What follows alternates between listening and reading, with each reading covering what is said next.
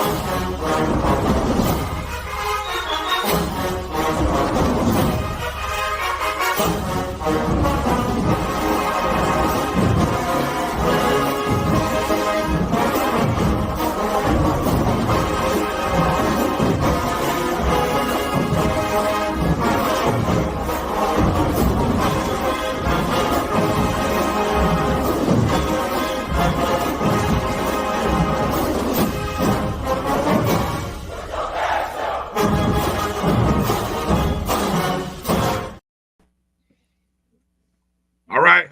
Good evening. Welcome to another episode of the O&G Strike Zone. Brian Fulford, Kelvin Rozier, Marcus Green in the house. What up, fellas? How you doing tonight? Ready for some football. Are you? Been a while, huh? Been a minute. It has. Oh, my gosh. Yeah, and we got another week after this one where we got to, get through. But you know what? Then these next 3 weeks, 4 weeks, it's coming down to what everybody thought it would come down to. All the lies that have been told, the stories will be written starting this Friday. But the top 3 teams in the East will all meet within the next 3 weeks. Mm-hmm.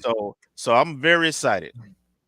You just said a mouthful there. The fact that football has only played one game over the last 3 weeks. And then we actually played this upcoming Saturday, have another bye week. Damn. And then it's like, so 7 weeks in a row. Then it's a 7-week grind. But it almost, and we'll talk about this later, but damn, it feels like a whole nother season now. It really does. It feels like we had the first season. And then even after Saturday, it's like, okay, after that's over, then we go into a real whole nother season where it just, whatever that was, let that be the first half of the season, preseason, whatever you want to call it. I don't even know what to make of things anymore. Non-conference season. Yeah, except the fact that we got a conference game here to start it off, and then we got to bye. So it's like, anyway. Welcome to the O&G Strike Zone. Happy October. Happy Founders Day Eve on the eve of October 3rd, 1887 anniversary. I represent Florida Agricultural and Mechanical. Exactly. University. I'm looking forward to, you know what? And I didn't even realize this, and I will have to, it's not just our Founders Day within the state of Florida. That other school down the street, down the road off the beach, they have a Founders Day as well, also on October 3rd. I don't know if that's a little known history fact or biting. Those biters bite. They are the cousins, the stepchildren, the little sisters. So it is what it is. But looking forward. The what? The 0-5ers. Jesus. Yeah, exactly. 0-5, man, boy. But like I said earlier this week, October 19th is a big day, not just for us, but for them. The toilet bowl game, somebody might go winless after that game. So, I mean, it is what it is. There's a big game at the top of the division and at the bottom of the division on October 19th. October 19th, just the biggest day in college football. Yeah. FCS and HBCU, FBS. I mean, look, it's a big day, October 19th. But we can't look too far ahead, folks. That's 2 weeks away. We got to concentrate on what's in front of us. So on tonight's show, let me set the table because we got a loaded show for you tonight, as we always do. Coming up at the bottom of the hour, Coach Pressure is coming in. Big Pressure! Coming back again, and we are excited to have Coach Bridgette Gordon coming on to kind of finally give us the lowdown on her roster. I know she's very excited about the young ladies that she has to work with. We're excited because, I've seen some of the photos put out by FAMU Athletics. You got ladies in the weight room looking a little bit better than me. Yeah, I'm like, yeah. Hey, I noticed that. Yeah, we're gonna look. I got some pictures we'll show. So I'm real excited about the basketball season. I think this is going to be all the more reason to pack the pit this year. We're also going to be talking about our volleyball team went out to the SIP, got a sweep, and now they're coming back home to take on the two schools from Alabama. Where what happens in Lawson, Kelvin? No losses in Lawson. No losses in Lawson. If you don't know, the Get Our Ring Back campaign, get our rings back, as Coach Washington called it. So that's going on this weekend. Coming up at the top of hour 2, we're going to talk to Nick Eden. Nick, of course, the creator of HBCU Trending, also in the Quad is the name of his show, a show that he recently started this upcoming fall. So, it's not the Garden of Eden. You know what? That's probably. You know what? That's a great question to ask him and say, Nick, did anyone? Hey, he coming on that show. Yeah. He going on ONG. We got him. Yeah. So he's an Alabama State guy. So we're gonna find out what the Hornets have to offer. And we just Rattler Nation is gonna take over their homecoming. I mean, I've been told that some 14,000 to 15,000 seats have already been sold. Now I think I don't know how many. We'll find out the details on how many it holds, but it will be a sellout. It should be a sellout anyway. So yeah, it should be. But plenty of tickets still available, Rattler Nation. So go and take that drive up to Alabama, and make sure we represent up there. Bama. You know what? That's a poll question. What do you like better, Bama or Alabama? That's gonna be a poll question. Next break, I'm gonna put that up. Yeah. So we're looking forward to that. And then at the bottom of hour 2, she's back. Liv For Hoops is coming back in the ONG. The only L we allow. Exactly. Live for Hoops or die trying. That's right. Liv is coming back, so we're excited. Liv, she's gonna give us the skinny on SWAC basketball media days, the women and the men. So we're looking forward to having Liv back on the show. All right. So and yeah, we do use government names. So I know we use government names around here, but it's all love. Let's go ahead and do some roll call, because we got some big announcements that we want to get to here in the first segment of the show. Okay. So let's make sure we do that. Of course, there you see down at the bottom of the screen, everybody, hit the Cash App up if you're able. A cup of coffee is great. If you're watching us on the JBN channel, go ahead and subscribe. Hey, who's that in the background? Shout out. Your favorite now graduate assistant for BCSN. All right. Hey. Yeah, we got Say hi, Mr. Bryan, Mr. Kelvin. Hey, What's up? Family. How you doing? Right. Yeah, we gotta get her back on the job, man. We had things running smooth when she was working for us. All right, but anyway, let's give some shout outs here. Of course, hit the thumbs up and the like button however you're watching the show. Hello to the folks watching on X. Hello to the folks watching on Instagram Live at ONG StrikeZone. Make sure you're following us. And all of that good stuff. Let me go ahead and get the setup going here so we can give those shout outs before we get into the opening segment here. Of course, Kelvin's got to say his hello to everybody. First one in the building. Bull, good to see you, Bull. What's Thanks up, for Bull? checking in. Thank you for checking in. Another Rozier in the house. A pop cup. What's up, Ken? APK in the house. Jimmy Mack checking in. What's up, J-Mac? Jimmy Mack, thank you for being a JBN subscriber on Behold. the YouTube channel. What's up, Melanie? Hey, thanks for checking in. It's good to know we didn't ruin the good vibes and the good feelings. A lot going on there in Norfolk State. A lot of stuff going on, boy. Behold that loss. But anyway, I'm sorry. That was cold. That was cold. B Starks, what up, B? B Starks, what's going on? Thanks for being a JBN subscriber as well. Marvin Allen checking in. Good to see you, Marvin. Checking in. Melissa Wilson checking in. Melissa. Good to see you. Good to see you. Meredith. Hey, Meredith. What's up, Meredith? Thank you for being a JBN subscriber as well on YouTube. Ashton Harris. Good to see you, Ashton. Cola in the house. Yeah. right there with you, Meredith. Yeah, glad that we have our softball coach. We're going to talk about the new coach here in just a moment. Marcus, thank you for being a JBN subscriber. Marcus. Little baby. Big little baby. Yeah. What's going on? Yeah. Corinthian, good to see you. Thank you for checking in. Corinthian? Definitely. Rattlers in the house. Mary 305, always a pleasure seeing you, Mary. What's up, Mary? Hey, auntie.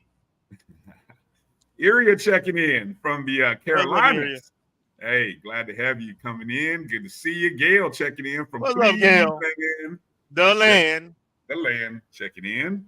Coach Ferrasi. What's up, Coach? How you doing, Coach?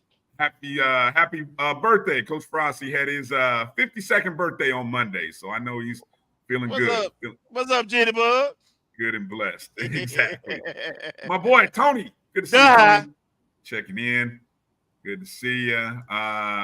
Road Dog's looking for a ticket. Somebody hit Road Dog up with a ticket.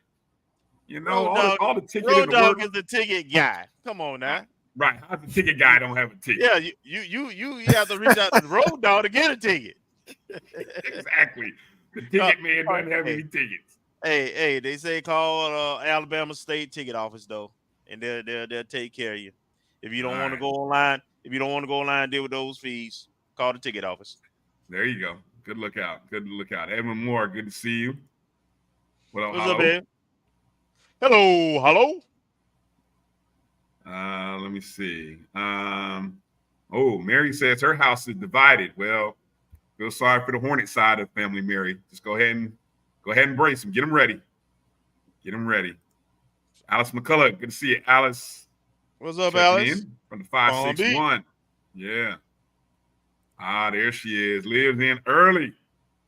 There you go. Good to see you, Liv. What's up, Liv? Get those questions in early. You guys got basketball questions. Go ahead and hit Liv up. Olivia. She's gonna be so mad at you for that. Chuck, good to see you, Chuck. What's up, Chuck? Nashville, Tennessee. Man, nope. Chuck, just when I was buying into Grambling, man. Just when I was buying into, I tried to told y'all. Man, go look at it. I tried to told you they were gonna struggle this week. You tell me every year. The West is a mess. Hold on, Edwin. How are you doing better than me? Nobody's having a better day than me, Edwin. Come on. Nobody. Quote Coach Harbaugh. Hey, didn't the Colts win? We did.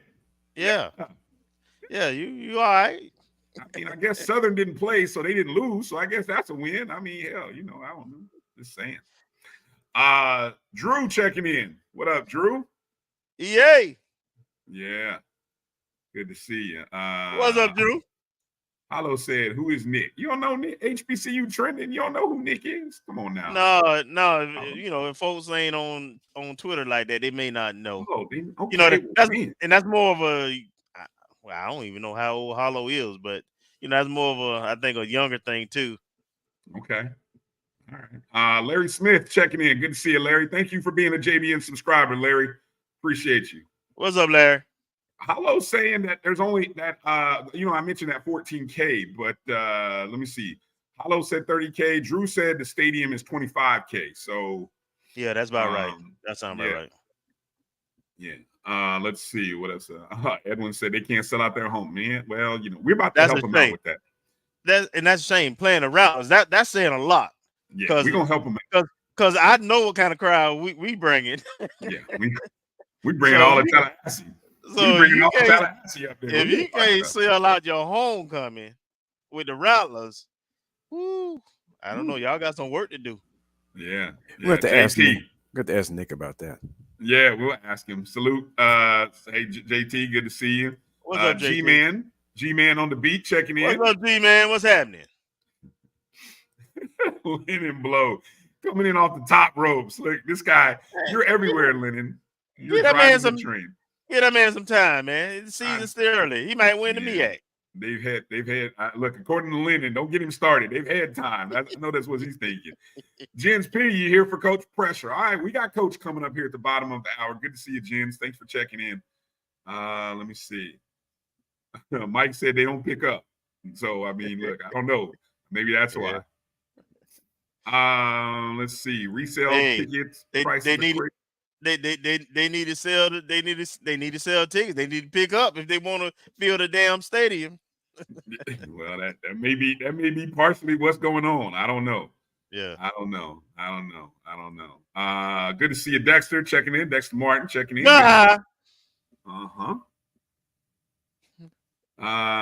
What's happening in Mobile Saturday? Huh? What's going on in Mobile Saturday?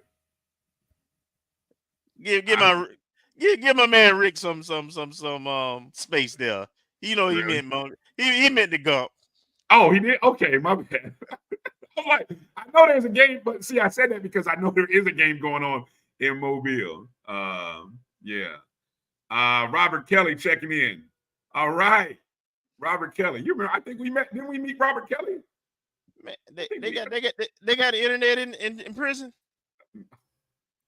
See, I'm moving R. forward. Kelly, that's you. Jay Hunter. Yeah, you're right. I remember you, Robert. Don't worry about it. Even though Kelvin doesn't, I remember you. What's up? Thank you for checking in. Man, God, Jay Hunter, good to see you. Thank you for checking in as well. Is Puffy next to you, R. Kelly? Stop. Mary 305. Yes, the 100 is coming. They're coming. They're gonna be there. They're gonna put a show out. Drew said they only sell out for Tuskegee and wow, top rope. So that's a shame. Shame. Beautiful stadium, competitive team. Yeah, got to do better. Got to do better. All right. Well, let's go ahead and get to the lead story here. Our lead story as we come in here on the show. We got ourselves a softball coach, ladies and gentlemen. We got a softball coach. I don't know who we give credit to for this because, well, let me just say this is the recommended hire. And if I recall, Coach P recommended even this hire. And we were hinting at this was the hire, but you can't make some hints too loud because that. Anyway, we got a winner. Hashtag a winner. We got another winner coming into the fold.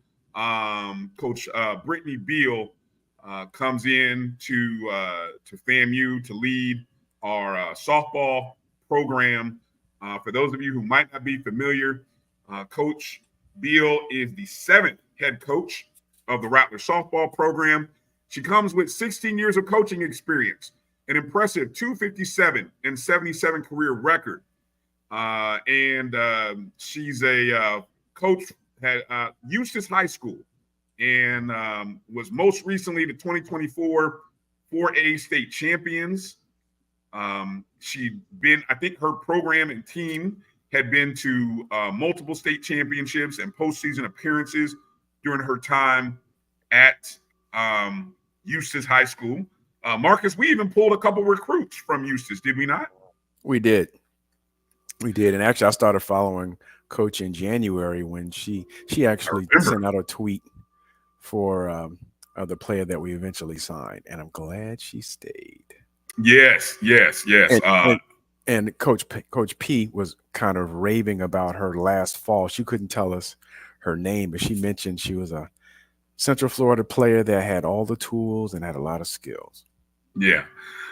Coach Beal also served as the 2024 International Team Africa coach. She was named Florida Coach of the Year 4 times since 2017. Her leadership has produced over 75 athletes that have continued their careers at the collegiate level. As coach, sort of via instant message, I think on Twitter, she said, Rattler Nation, I'm incredibly honored and thankful to serve as the next head softball coach at the #1 public HBCU, Florida A&M University. I would like to extend my deepest gratitude to Interim President Beard and the athletic administration for giving me this opportunity to be part of the FAMU. We are committed to building strong connections with the Rattler student body, community, and our incredible alums. As we take the field, we do so with integrity, Rattler pride, and the drive to win. And I know the Rattler alums, I know my girl here, Iria, definitely super excited about Coach Beal coming on. Kelvin, what are your thoughts? Marcus, your thoughts on Coach Beal coming in? I think it's a great hire. We didn't fumble the ball, and we got great hire with the new AD, great hire with the new softball coach. There's synergy with some of the team. Some of the a couple of players are already familiar with her, and my understanding is she's very connected. Her and the family are pretty connected with her dad specifically, pretty connected with the AAU circuit and so forth, and running and with different camps and everything. So I think it bodes very well for our program, and that we'll continue to be successful under her tutelage and leadership. In basketball, they use the term, that people, some ballers are gym rats. Well, she's a field rat. She does nothing but softball. If you kind of look at her history and all the information, her presence on social media and everything is all centered around softball. And then I thought it was very telling that a lot of the parents and people from the community and what they spoke about her and congratulate her when the announcement was made and on all the different pages, and telling Rally Nation how fortunate, and we don't even realize yet that the quality in the gym that we're getting. I think we do, but that's a testament when other people tell your testimony for you. So I'm very excited about this hire. She has our full support and can't wait to get her on the ONG. Exactly, Marcus. I know you reached out. I've reached out. What have you heard anything recently, though, Marcus? I have not. Oh, come on now. I know Coach Beal. She's watching the show. She's watching. She'll come on. Don't Maybe worry. we just got to wait for the ink to dry. I don't know. Don't worry. We got this. I see. Put Kelvin on it. He got it. Any other thoughts you have, Marcus, there on Coach Beal? Great hire. Just looking forward to her putting her stamp on the program, continuing the tradition, and all the accolades that she's earned, having been a coach and having been a state champion, the players that she's put out, and also the recommendations from various folks, including Coach P. Just makes me excited for this hire. And I'm glad it looks like, and I was trying to scan the team selfie. I'm not sure if we had any departures or anything from the team. So I don't know everyone's name, but I don't think I saw anyone that was missing that had not already graduated. And I think the young lady, it looks like a pink shirt. If you look at like the 1 o'clock position, I think that's her former pupil at Eustis High School, Sierra Maple. Yeah, I like that, Marcus, with the 1 o'clock designation for those who. Yeah, it looks like a purplish shirt or something. I think that's her face. I can't tell, but I recognize some face. I see Miss Morgan there, so I don't know. She may be an assistant coach. I don't know. Perhaps. Hopefully. We'll see. We do know she has she's coming in with two of the best pitchers in the SWAC, without a doubt. Soriana Hughes and Samantha Smith. I love Coach P to death, but I'm glad they didn't transfer. So we're hold on. Hollow says the whole team is back. So yes, we love that. All right, good to see Corinthians giving us some info. Nia's gonna be a grad assistant. Man, I'm loving it. Yeah, Corinthians said earlier that none left. Yeah. Oh, that's awesome. Love Nia. This is great. And yeah, what you see, the first team selfie right there. So already and I know she was at the 220 club today. So 3 days on the job, already, getting a chance to meet folks and the two young ladies. I think the two young ladies at the, I want to say it was at 4 o'clock, 5 o'clock position, just north of the young lady with the glasses. That's my homegirl from Atlanta. But the young lady, I think those are the two JUCO transfers from, We'll have to talk about the roster because it'll be interesting because I was scanning the roster and I don't know what our numbers are. So we'll have to obviously find out where the number. You already looked at the roster? Mm-hmm. It's not updated, but these are two players that we talked about last year when they signed. They're from what's the junior college in Mariana? I can't. Chipola. Yeah, they're both from Chipola. Okay. All right. We also I think we had a 6 a.m. Practice. Look like was that what that was? And Bryan, I thought she was just out at football practice. I didn't know what she was doing. She was really having to practice at 6 a.m. Huh? I don't know. It looked like it was some kind of workout they was doing. Mm-hmm. She don't waste no time. I love it. I love it. Coach got him up 6 a.m. doing workouts. Damn. Who's that? That is awesome, man. That is awesome. Well, yeah. So, like I said, we're hopeful to get Coach Beal on the show here upcoming, but I think it's another home run hire. Hashtag winner. That's what we've got. And so now, as we kind of do that assessment, and AD Suggs, helps in the process of figuring out what we have, what we don't have, and all those things. I think we have somebody who knows how to build a program, knows how to connect with the community, because that's the one thing I will say, that the community of Eustis is a tight-knit community. And so it's in Lake County, for those who aren't familiar. So she knows how to connect, and she knows how to create that sense of community. And I think a big home run hire, because when you get a coach like this who has players who have gone on, you know how it is with FAMU, even in the men's sports. Sometimes you get players who look to transfer after situations don't go the way they like. And so now there's going to be a network of girls that will look to FAMU because they know Coach Beal is running the program. So huge positive for our program. So very, very, very fortunate, and congratulations and welcome to the family, Coach Beal. We look forward to talking to you and having you on the show. All right. So with that said, let's get ready for our first break, because coming up after the break, we got Coach Pressure. Coach Bridgette Gordon's coming in. She's coming. That's right, ladies and gentlemen. It's coming. Can't wait for that opening game.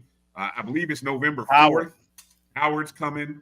That's going to be a good game. Howard has had a great run, great program over the last few years. One of the top programs next to Norfolk State in the MEAC, so it's a great test. FAMU picked up some first-place votes in the SWAC, so that means the SWAC recognizes what we're doing. So we're going to talk to Coach about all of that stuff. We're going to talk about the young ladies that she's got. I got to get my roster out. So if you guys have questions for Coach, go ahead and start getting them in the chat so that we can get them going.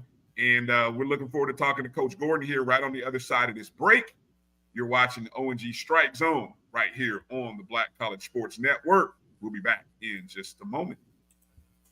If you think all pads are exactly the same, think again. This is Always Ultra Thins reinvented with the Always Triple Protection System. This pad wicks gushes 90% faster, absorbs even more so you can feel dry, and locks odors in. Rethink your pad for up to 100% leak-free and odor-free comfort with the totally reinvented Always Ultra Thins. This is always like never before. The Cuvée Group is a Florida-based marketing and training consulting firm. We help businesses communicate to their target audience and engage them in conversation. We also help to expand their audiences, which will ultimately result in growth for those organizations.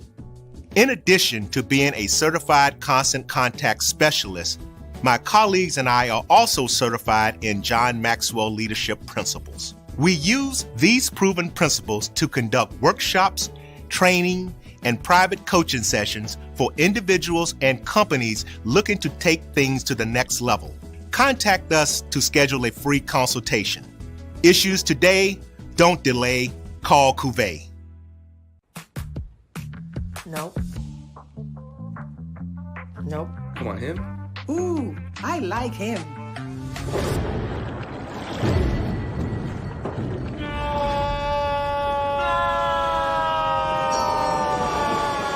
Quick, the quicker picker-upper. Bounty picks up messes quicker, and each sheet is 2 times more absorbent so you can use less. He's an 8. He's a 9. Bounty, the quicker picker-upper. This is Brian Fulford. AD Drew and I are co-hosts of the BCSN Sports Wrap. We talk about all things related to HBCU athletics. From the games, teams, coaches, and fan interest stories, we cover it all. You can find our shows on Facebook at BCSN Sports Wrap, YouTube at MyJBN Online, and everywhere you listen to podcasts like Anchor, Spotify, Google, and Apple Podcasts. You can also find the show on the Jericho Broadcast Network's app.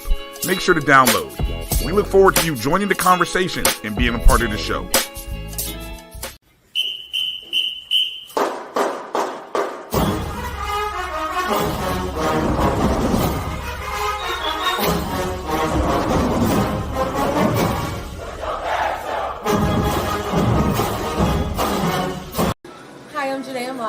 Greetings, I'm Kiana Watson. Hi, I'm Zoriana Hughes. Greetings, I'm Nia Morgan, and for all things FAMU Athletics, check out the Orange and Green StrikeZone On Wednesdays at the Black College Sports Network. Go Rattlers! All right. Go Rattlers.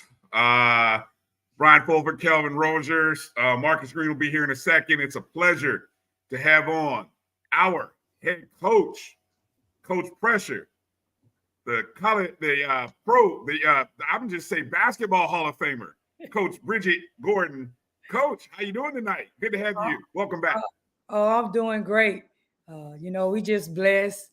The hurricane didn't hit us. We had those 3 days off, but we didn't made up for them. I can tell you that. Yeah, well, definitely glad that everybody was safe. Everybody's doing well. That the season is underway. So many things to unpack. Let's start with just the off season of transitioning, or really having an off season, because you didn't have an off season when you came into this role a year ago. It was like, hey, we hired a coach, and here, coach, we need to get going because it's like September, August, and the season's in a month. So what was it like actually having the off season, and what kind of things do you feel like you got accomplished? Foremost, I was able to recruit some of my own type of players that I like, the character piece, the confidence that they have, and just being a baller. No offense to anyone that I had on the team last year, but I was able to recruit 8 young ladies for myself. That's a start. Able to have them together to build the chemistry and a sisterhood for 6 weeks in the summer, that was definitely a plus. And just to be able to have time. When you say you're able to have time, does it allow you to do any kind of self-scouting? Or you mentioned when you have a whole new team, how do you evaluate whether it be your team, the conference, what goes into that when you are able to have time to sort of do some of the things that you didn't have time to do at the start of last season? Well, foremost, just to go back and critique myself, because I'm hard on myself. Just to go back and see little adjustments that I could have made as a first-time head coach. I have a godfather, I have a godmother who also critiqued me through the year. So you always got to go back and learn. It's like reading a book. You always go back and see some of the chapters and what was most important in those chapters when you got to the end that led up to the end, and could have been something that you could be better. Because I got to look at self first before I can examine my team. I got to go back and look at self, because I've always heard a great coach is a coach that has great players, because you can't be a great coach without having great players, or players that can progress, right? You could be a great coach, but if your players are not out there progressing and doing the things that make them great or make the team great, you can't be a great coach. So I want to go back and assess myself foremost. That was the most important thing. Go back and take a look at the upcoming season to see who's on the roster, tweak some of my offensive sets and my defensive set. So, I'm excited, because the athletes that I brought in, I'm a defensive-minded coach, and I'm going to junk it up this year. I can really junk it up, and I'm telling you, I'm having a lot of fun, made some coaching changes. It's just new. This is year 2, and it's a sisterhood. It's my coaching now, and I put the pressures on. I'm putting the pressure on myself. Nobody else ain't got to put the pressure, because my pressure has always been excellence in everything that I do. And if I gotta be, and if I expect excellence out of my team, it got to come with me. So all I ask them to do is reciprocate, because everybody on campus know I'm the hardest working woman on campus. Love it. Yeah, Kelvin, go ahead. What you got for Coach? Coach, talk about your experience with the media day in Atlanta. How was it? How do you choose the two ladies that you brought with you to that? Well, of course, I had to choose Olivia Delancey. She's my returning leading scorer at 14.2 points last season in the SWAC. Felt like she was cheated from being nominated or even, as I say, respected, because that's what we want to say, giving her the credit. Of course, with Ariana getting a lot of the publicity and then us finishing 7th, I don't think they was going to pick 2 people off a 7th place team. So that was definitely a no-brainer. Initially, we had little mama, who I called Tanaja Purfor, who y'all was talking about earlier, about Chipola and the softball players that we brought in. She's also from Chipola, and we brought her in as a basketball player. I mean, feisty. Her name Lil Mama for a reason. She is definitely an extension of me on the floor. So I welcome that. She was out a little bit with a concussion, so we brought in Sabu, which is a no-brainer, who represented her Senegal team in the qualifying World Championship. So that's how Sabu and Olivia came with me to the SWAC. As far as the experience, you know me, I'm the old head on the block. I had to show them little somethings. You know, they're younger. I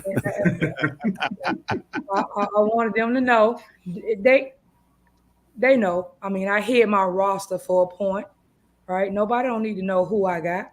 You'll see it, right? I'm not the one. I ain't got to get the likes. I get the views.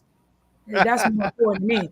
I get the views, not the likes. And once again, I'd rather be respected than liked. And I said going from 10th to 5th is being respected because they have no idea what was on my roster and getting some first place votes. So that just made me feel good as a second-year coach, being respected from my peers in the league.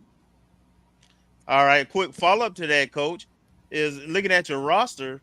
It's a very experienced roster, right? You have a couple of freshmen, but everybody pretty much, few juniors, a lot of seniors, several grad students. So what does that mean for this year's team? How does that translate on the court? Well, what it translated on the court is that them 6 weeks that we spent together in the summer, we had, I made it mandatory that we live in the dorm on campus. So the chemistry, the jail, the sisterhood can be built. They were all in a 3-bedroom, 6-bed, 2-bath apartment. So they had to look at each other daily for 6 weeks and learn how to get along in a short period of time. So that taught them how to get along, but how to compete and don't take it personal. Because if you're here for the same reason to win a SWAC, there's going to be competition. And at the end of the day, when we get off the court from competing, we can go home. What type of movie we going to watch? Do we got date night where we going to the movies? We going bowling? Or we just chilling in the house doing homework? That's what it was about. So that was my point of making sure that they stay on campus and build some type of chemistry and what I call it my sisterhood for them to have. So that was very, very, very, very, very important, especially with 8 new young ladies. 7 of them are scholarships. I have 1 newcomer that's a walk-on that had turned down some scholarships to come be a part of my team. So that speaks highly in itself. Everybody liked what I had going on here. And it's not just what I had going on. To me, it was a no-brainer. I mean, once again, we done moved up from being 91 to 81. And we 6 years strong. On the day, we celebrating, right? Today, 137 years of excellence, baby. 137 years of excellence. So when you come to campus, I got you. You done got struck 3 times. You get big. You turn me down once I get you on campus. That was the other conversation. Some of the SWAC coaches go, "Oh, I don't lose recruits to other coaches in the SWAC." First time for everything, baby. Fire. Boy, I love it. Love it, Coach. I think look, I'm gonna tell somebody at the SWAC, we need to have a weekly women's basketball coaches media, because there's some personalities. We got some personalities in the SWAC among the head coaches, and rightfully so. Bryan, a lot of good coaches. BCSN needs to host it. Y'all do need to host it, and that's the thing. We're not getting the credit for the type of play and players we're putting on the floor. That's right. And this is the year that we need to come together collectively as a group and show the other conferences what we are made of. And we get to display that playing on Thursdays by ourselves, which a lot of people is for and against. Everything has its pros and cons. Women's basketball is on a platform. I mean, I'm watching the playoff last night, and I'm wishing I was down at the Garden in the front row seat. You know, I'm watching exciting basketball. You seeing people seeing what women could do so long ago. We just getting the recognition. And that's what I teach my young ladies all the time. Ladies, I was one of them pioneers with my blood, sweat, and tears. You didn't chose to come here. You're going to respect the game, and you're going to know the game, and you're going to be taught the game at the highest level. So get ready for it. All right. Well said. Go ahead, Marcus. Good evening, Coach. Thanks for coming on. You mentioned earlier that your first step in reflecting on last year is looking at your own coaching or some of the decisions that you made. What did that evaluation reveal to you in terms of your growth from going from year 1 to year 2? The first was the growth of me to put in an offense that was conducive to everybody's skill set. And to also the same thing as on a defensive end, to make sure that my offense, just because it was mine, that I didn't recruit those players to come into my system that I would like, was the system that was best fit in order for us to be successful. And I can check that box because we went to the SWAC tournament for the first time in the school history. We made it the postseason, and you saw young ladies buy into that system, and you saw me produce a player a year. Yeah. So that was one box check. You can also see that we was pound for pound, punch for punch with the best of the best in the conference. Georgia, right? Jackson State being that one. Grambling State, right? We lost to them 3 times, which still burned me. 66-60 is embedded in my head because Olivia goes down and we're still fighting. So that right there shows me a lot about, because sometimes I question myself because I'm tough. Oh, I know I'm tough. I'm tough. And when I say tough, that I mean because my passion and my energy, and I know what the game looks like, how it's supposed to be played, it might not resonate with a lot of the young ladies that was on the team because I didn't recruit them, and that's not their DNA.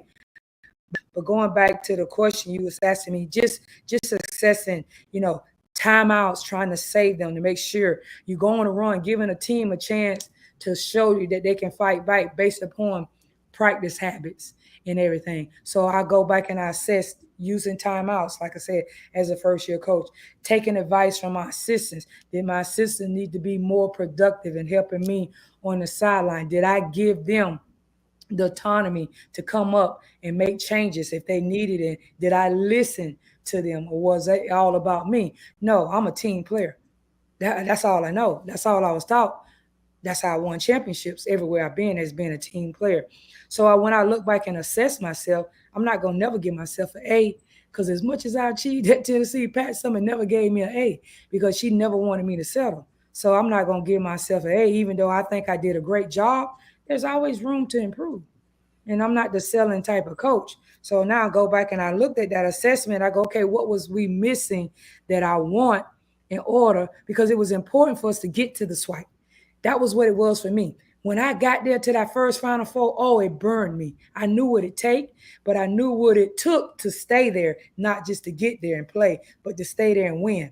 So it's so important for this core group to get there, so they got that taste and that hunger to push them. Now they know what it takes to get there, but they know what it takes to stay and win there. So that was so important. And I had to go out and recruit the young ladies, which I did. If you bring my young ladies on, I set them down. I say, hey, look here. I'm going to bring you in some sisters They're going to be ballers with brains and beauties, and they're going to be about the business. And when I tell you, ask my academic personnel, they're going to tell you, my ladies, they get in there and they get the job done. They get their study hours done. And then they always telling them, boy, they like to use me as an excuse, even when they hurt. Oh, coach, I got to get back on the court. Oh, coach ain't going to like that. Well, they don't want to disappoint me. My freshman came up to me like, Coach, am I doing everything that you want me to do? I don't want to disappoint you. I'm like, you're doing everything you're doing right. You're doing everything you're doing right for me. I just can't let you know that you are, because I don't want you to settle. There's so much more. I got to keep on reaching. And she gave me the biggest hug. She said, that's all I want to know, because I do not want to disappoint you. They don't want to disappoint me. And I love that. That's what being a mom is, right? It's tough sometimes. I come back home like I come home. Now I'm like, was I too tough on them? And I get a call. Coach, thank you for pushing me. I needed that today. And that just let me know that I'm doing the right thing. So when you look back what I did in my first year, I'm happy. But am I content? I got work to do. Pressure's on. Unfinished business. I'm ready to go. 33 days, November the 4th, Howard coming to town. I'm ready. Got to be ready. Yeah. They get my season. Where are my season ticket packages at? Let me call out AD Suggs right now. They got to get the season packages out and rolling. Oh my goodness. Oh yeah. Good stuff. Look, Coach, let me ask you a quick follow-up. When you're recruiting, because I'm kind of like the follower of the group for recruiting stuff, in terms of selecting this team and actually your philosophy going forward, how do you balance, if at all, between players that will fit the system and players that will give you competitive advantage or a matchup with other teams within the conference? Well, if we look at last year's team, my first thing is that I had to get big men, because I think if that was one facet phase of the game, it was our inside play. And see, I played that position, inside out, peanut butter and jelly. So they got to be tough, right? They got to be hard working. They got to have some ability, because, post players are the last one to develop. So they got to have some type of grit about them. And I wanted size. I wanted size that wanted to bang, not size that wanted to be finesse. I want power. So that was my first place. I had to go and replace that. And if you see, 3 of my post players are not here, and I got 3 more. And it's like night and day. I got post players that run the floor. Guards got to get the ball, got to get the head up. They can't be looking down. They got to get the ball up, because them posts running now, and they sealing. So that was one of the things that I had to get to go up with the guards, because I like the inside out. Whether they can go score or not, the ball got to go inside. They got to touch it. They got to feel it, because they doing all of the dirty work. They setting the screens. They knocking people down for you. You get beat back door. They rotating over to help. So you had to go get some big girls. And I had to get more than one, so I got 3. Undersized post player. Got one young lady. Her favorite player was Dennis Rodman. So you know what? She don't care about getting the ball. She just want to rebound, play, get the dirty work, and get the best the best offensive player on the opponent's side. So, just putting together all that. But at the beginning, got to be character, got to be that C. They got to have some character about them. I'm not just going to get anybody, because now the representation is the number 1 HBCU, public HBCU coach. I done worked hard for my reputation and my name. My daddy gave me that name. I just can't bring anybody in that's not going to fulfill that. It character, because I tell you, if you got a little bit of it, I pride on my ability to develop. Mm-hmm. I'm a developing coach. I put myself up against the best of the best that I can develop. And that's one thing. If I look back, I see all my players got better from last year for where they started. They've gotten better from what it was this summer to now. And that's the start of a good coach, right? So I look for that. They got to have some ability, the character, and to be able to be coachable. Because if you got some type of talent, coach going to bring it out of you. I can motivate the best of the best. And I told him today, coach don't mind keeping her foot on your neck to produce diamonds instead of busting pipes. I'm good for that. I'm good. I'm ready to go. All right, thank you, Coach. Mm-hmm. Wow. Hey, Coach, I got to admit, I was telling the guys this. When I love the work that we see the young ladies putting in the weight room. I mean, the work. I love these photos, and I don't think this is just show. I really feel like look, I mean, you see people working, and it just feels like we're going to be a bigger, tougher, stronger team this year. Take a minute and talk about this preseason or maybe even the off-season work that your ladies are doing in the weight room, in the conditioning, and some of the things you got them going through just to be able to handle the style of play that you want. Well, first and foremost, at the HBCU, we do a lot of stuff. I wear multi-hats, and that's okay. I told them I'm a Jamaican. I'm a Yankee. My mother American. My father is a native Jamaican. So I can do 5 jobs at once. So I know what the conditioning piece look like, and I know where they're supposed to be at. Once again, I've been there, done that. So I told my young ladies, the focus was this summer was to get bigger, stronger, faster. I want gritty. I want dogs. DAWGS. I want dogs. I like alley cats. I don't like house cats. I want dogs. Who can I go to war with? Because it's a war out there. Right? It's a war. It's a daily war. So I got to get their mindset where it's about competing under any kind of condition. We was out there on the band practice field, running with the geese. It didn't matter because it's a mindset. You got to have all this distraction around you, but you got to keep your eye on the prize, and that's the SWAC, right? That was the SWAC. And in a little story, as I go on, we got a gift from DRS down the school, from FAMU High DRS, Development Research School, where we had given them a long time ago some jerseys, and they happened to be the jerseys Miss Natalie White and them wore.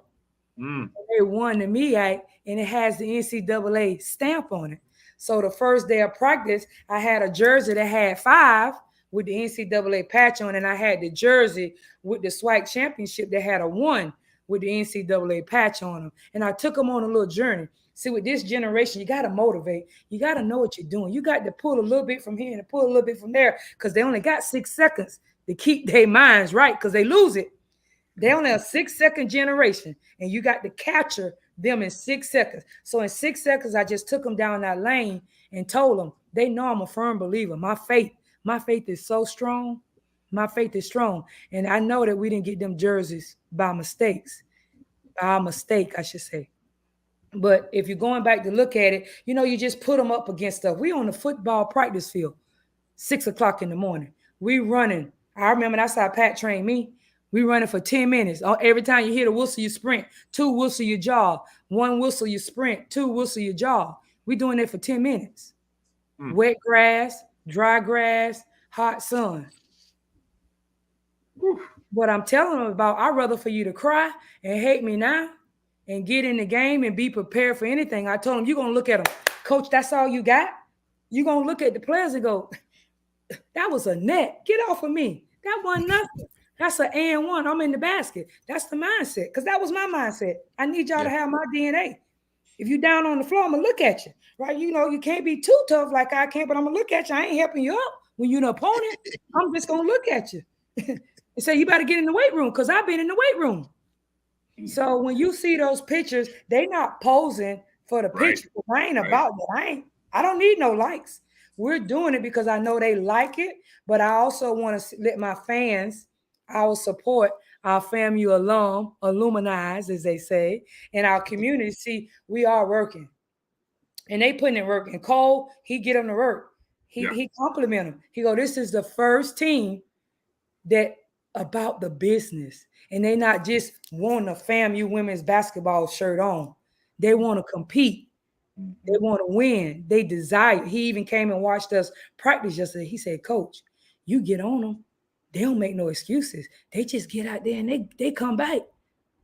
I said, Cole, it took some time because week 1, that wasn't the case because I told him, Coach don't make excuses. Coach don't want to hear his excuses. When you come to me, Coach got a solution for everything. Well, Coach, they cut me out. Well, keep your dribble line. Coach, I had that go off of 2 feet. The defense don't know where you at. You know what you want to do. They don't know. You keep them guessing. So it's like they learning. Wherever they come, I got a solution for them because I didn't play it at every level. I'm like Kobe and Michael. If there's a way, there's a will. The defense can only contain you. They can't stop you. Woo! Boy, that's a bar. It is. I'm about to roll that back. Woo! Yeah, that's a bar. Yeah.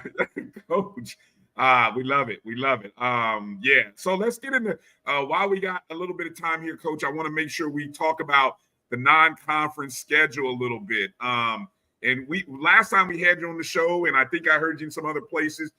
You love this non-conference, and I tell you, Rattler Nation, this is a great opportunity to support this team, starting right off the rip, right off the bat. I mean, within the state of Florida, within South Georgia. Talk a little bit about all that, went into putting this schedule. This is a great schedule, Coach. The fact that we get Howard to start. Schedule. Best schedule. Hey, let me just say the best schedule I think I've ever seen at FAMU. I agree. Period. I agree. Home games, we're in the state against Florida State. We're down in Gainesville. We're in Jacksonville. We're in Orlando. We're in South Georgia. We're in Atlanta. There is no excuse for the Rattler Nation. Notice I said the nation, the Rattler Nation, to be at every one of these non-conference games because they all within, 5-6 hours of Tallahassee. So, yep. We cover a lot of ground within 5 to 6 hours. Go ahead, Coach. I'm going to get out the way and let you talk about this non-conference schedule. Well, first of all, I told people, don't look at my record because what I have to do is bring money in, revenue in for my athletic department. So a lot of these games, these Power 5 teams you're seeing me play, Coach ain't going to back down for competition, but I'm also bringing in revenue into our athletic department in order for us to stay afloat. So you got the guaranteed games from the University of Florida, from Florida State, from Central Florida, from Georgia Tech. Those are called money games that I need in order to bring in to keep the athletic department at FAMU afloat and keep us at a D1 level and not fall below that D1 level and fall down to a D2 or NAIA. We got to stay afloat.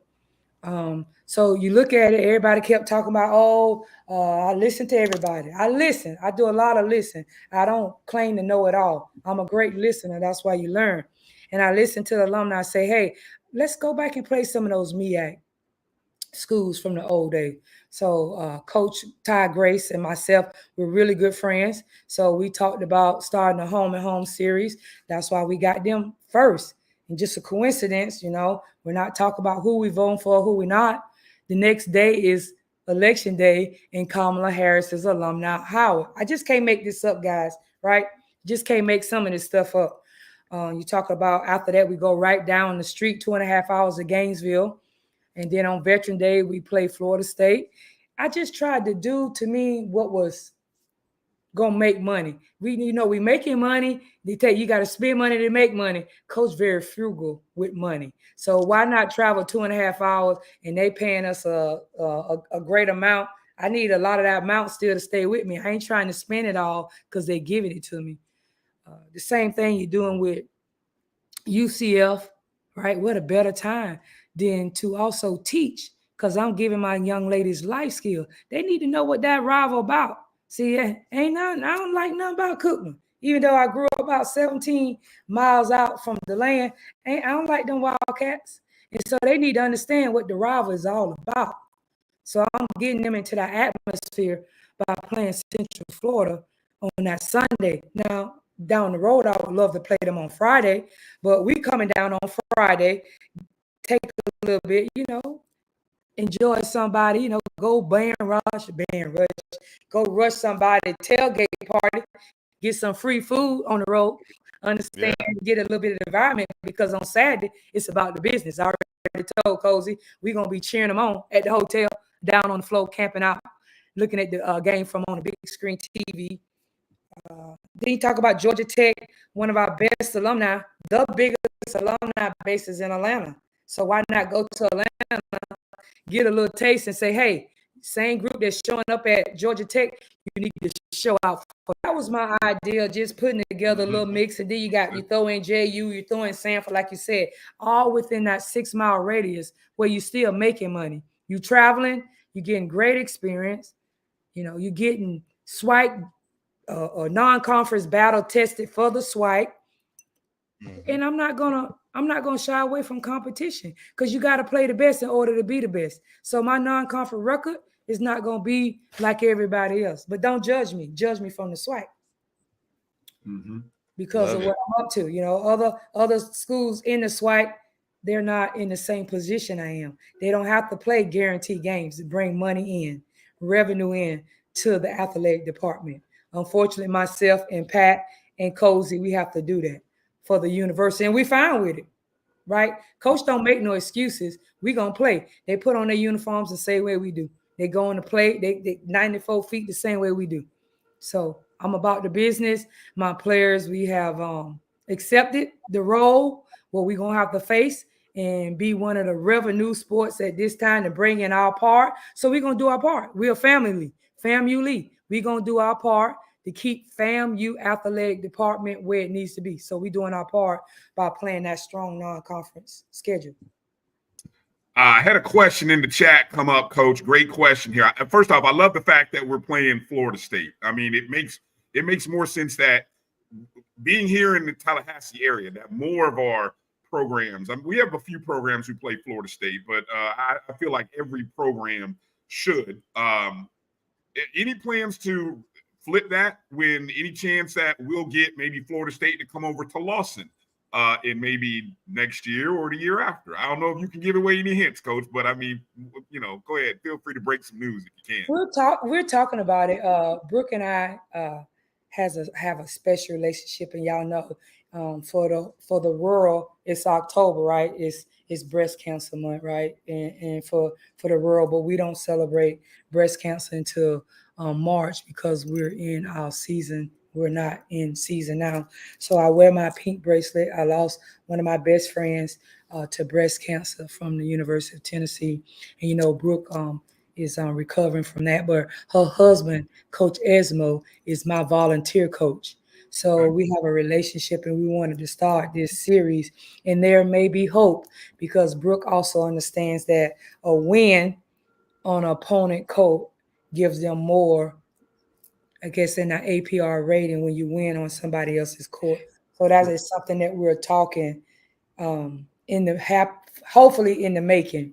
We're talking about that in the making. But that's one of the reasons that we want to play. She understands where I'm at, where we at, and we have a great relationship. I know her whole staff, we have a great rapport. We actually, when Hurricane Helena came in and missed us, myself and Pat, with Coach Ham, the Godfather, they allow us to use their practice gym. So we practice in their gym on Saturday and Sunday last week. So nice.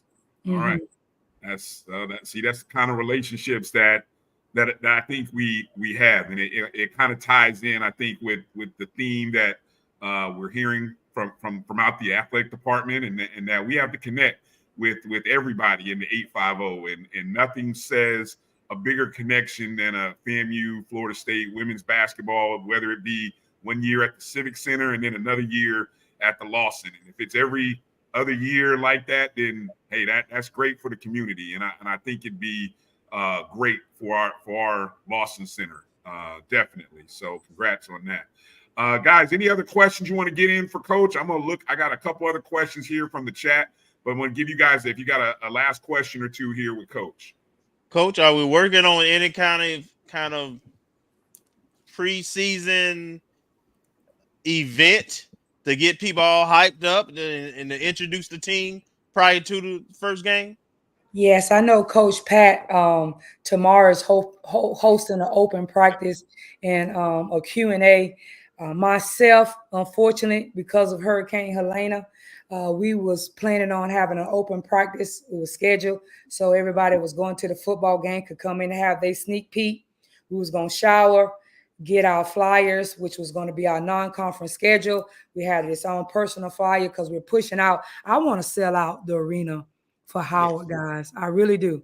I mean, it's nothing more than to sell that out the day before election night, and we're playing Howard. I want to sell the arena out November the 4th, 6:30. But anyway, so that game we were planning on practicing, showering, and then going out and hanging out and passing out flyers on Perry Street, and then going to the football game. So now that did not happen, and we won't have another football game until Southern, we're going to do the same thing. But we plan on being out at Set Friday on Friday, passing out flyers. It's going to be Greek night. We're inviting the Greeks to come on, play their song, get their stroll on. I didn't challenge the professors to give extra credit to the students that take a picture every quarter. So to make sure that they there, students, that's right. I ain't letting you just get one. I want 4 pictures. Make sure you're at the first, the second, the third, and the fourth. I'm talking to Doc, the beard. Like, come on, Doc, help me out. Go to the professors. Let them know. Give our student athletes extra credit from going to the game. I'm talking to the colleges. Come on out.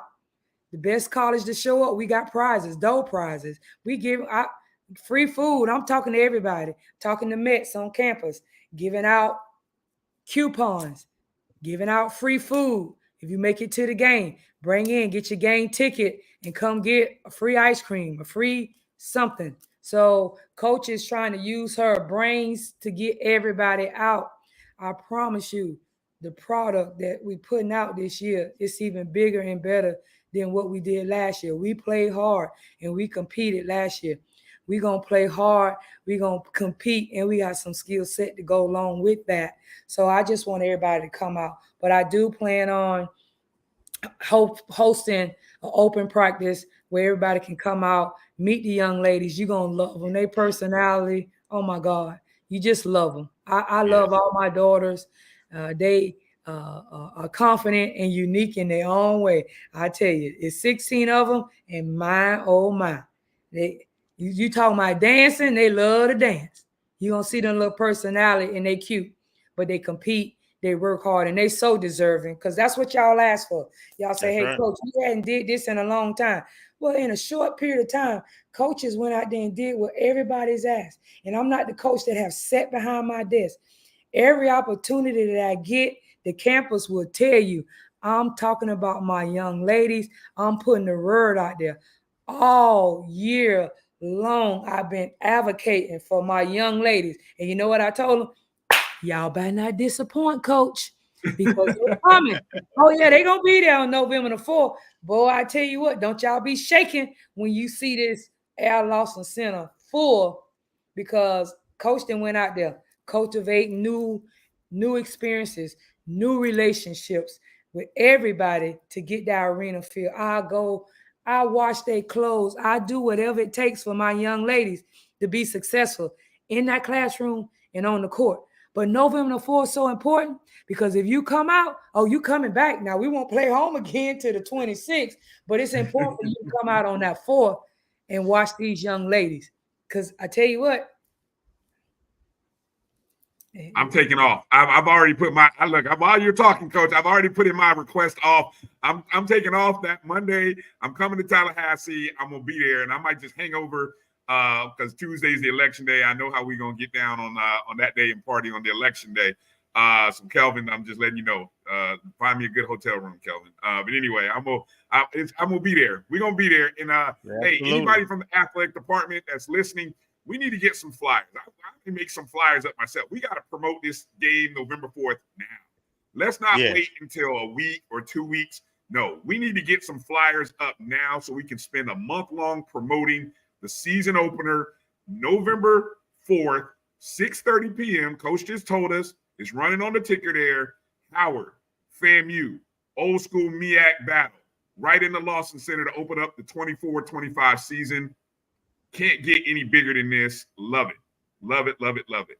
Wow. Marcus, did you have any final words for Coach here before we end our time with her tonight? No. I think I've got all my questions answered. All right. I know there were people who asked some questions. I know someone asked about the roster size. Coach just told us you got 16 young ladies this year. She did mention about some of the walk-ons. I know Jimmy Mack had asked about walk-ons. She got some walk-ons. She got returners, got grad students, got a few. It's a nice mix of we're going to have to do a little a breakdown. We're going to put an article together here, Kelvin, so we can put an article together on this amazing roster that Coach has. So yeah, and I know Coach will be Kelvin or myself. We'll be hitting you up to kind of get some info so we can put a nice preseason article together before that November 4th date. Coach, I want to give you the last word. Anything that you maybe haven't said that you want to say, because I know you said a lot, but man, I mean, the folks who are listening are excited, and I know the people who maybe if they're not catching it live, when they watch the replay, they're gonna be like, "Oh, I need to get down now." I mean, just go ahead, Coach. The floor is yours. Yeah, I can't emphasize enough that November the 4th, just to get out and support the ladies because they've been working hard. Like I said, they've been here since June the 26th in summer school, went home for 3 weeks, and they back. Brains, ballers, intelligence, they have it all. And more importantly, I've already got 2 commitments from high school seniors, talking about year 3, 2025. I really wanted to get me some like 4 incoming freshmen to really build that culture because I'm going to lose a lot of those grads. But I figure like bring in some freshmen with this junior class that I got now that will be seniors and mix in some of our experience to teach them freshmen the rope. And now that the freshmen will get the rope from the seniors, we're going to be ready to roll. So Coach ain't going nowhere. I'm here. And, I'm here. And when I tell you I'm excited, we off tomorrow, but I'm so excited. Just excited. I can't talk about it enough. And if y'all can't feel the excitement, we battle. And as soon as the whistle over and we have the huddle and go sisterhood, them sisters are talking about, let's go here, get in the car together. There's no fighting. I tell you, it's no fighting, but you and him out on the court, they going at each other and one. Oh, you just made a bucket. You ain't getting no another one. And when I say I'm so happy to see that they can compete and get on the floor. But as soon as it's over, ain't nobody talking who she thinks she is. I just got a bucket. I got an and one. So we coming back. Oh, you ain't getting no another one. So Coach happy right now. And I'm just praying. Prayers up. You know, we got more storms coming. You can't hide. I'm a Floridian. I told them, I know when the big one coming. I know what Irma and Ian and Katrina and Andrew and Matthew had looked like.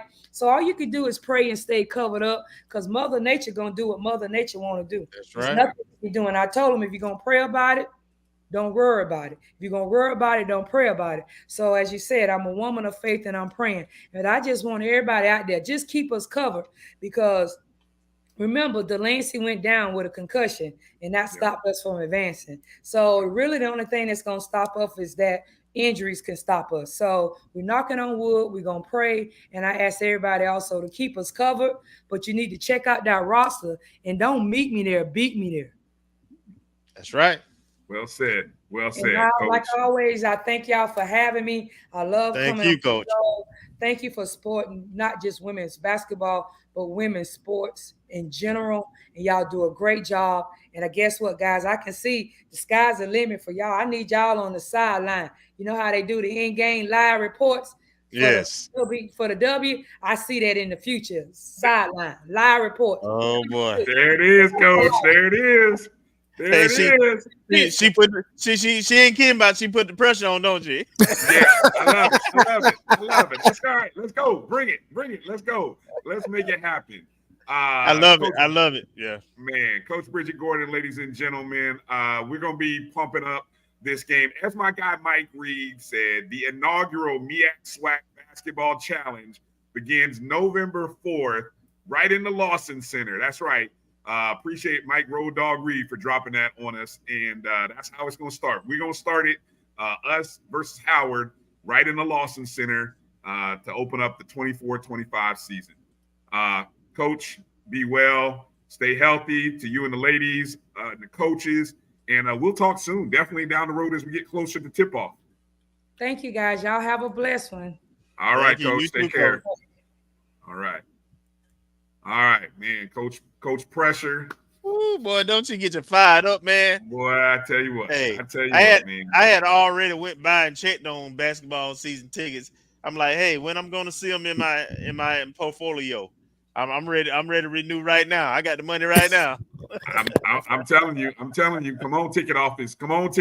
We need to get going here. As a matter of fact, I'm stepping up. I'm gonna go to the next. I'm going to the next tier. They got. I think they got 3 tiers now. Yeah, I'm going to the next tier. Trying to get a little closer to the court. Trying to get a little closer to the court. I still probably won't. Well, the way both coaches are acting right now, I may be forced to, but no. But I like to sit where I sit. But I know you do. But I'm just donate those seats because I believe so much in these two coaches, man, and what they're doing with the program, and the things coach talk about. You see it, and you feel it, right? You feel that passion, that energy. So, man, I'm all in for sure. Great opportunity for our athletic department, the ticket office, to put together some creative packages, because what's great is with the conference season, you've got the women playing games on Thursday by themselves, the men playing games on Monday, the doubleheaders on Saturday, some pretty good non-conference games. There's an opportunity here to just tie it all in. And this is a great opportunity for the athletic department to really get this going. So hopefully we can get some tickets, packages available soon, because I know people are itching. People are itching, and when you get Coach giving great promos like that, I mean, come on. I mean, if we had the number, we'd probably sell some tickets right now. We would have sold tickets on the show tonight if everything was all ready to go. So that's got to happen. It will. It will. But no doubt. So yeah. Okay, we're gonna breathe, take a break, and get ready to talk about this trip up to Alabama State as the Rattlers are ready to take over Bama State's homecoming in FAMU, Alabama. I'm putting that in the poll here during the break. Which name do you like better, FAMU or Alabama? Y'all let us know in the because we run that state. And Nick Eden, he may not agree, but that's FAMU North. So we're gonna go in their house, and what's the saying? Walk in their trap and take over their trap. Yeah, we about to do that up there this weekend. So, but looking forward to talking to Nick here coming up on the other side. Nick Eden coming up here, right here on the O&G Strike Zone. So you guys don't go anywhere. Breathe, and let's come on back and let's get ready to talk about the FAMU football game going on. FAMU Alabama State this upcoming Saturday. You're watching the Black College, or you're watching the O&G Strike Zone right on the Black College Sports Network. Yeah, something like that. We'll be back in just a moment.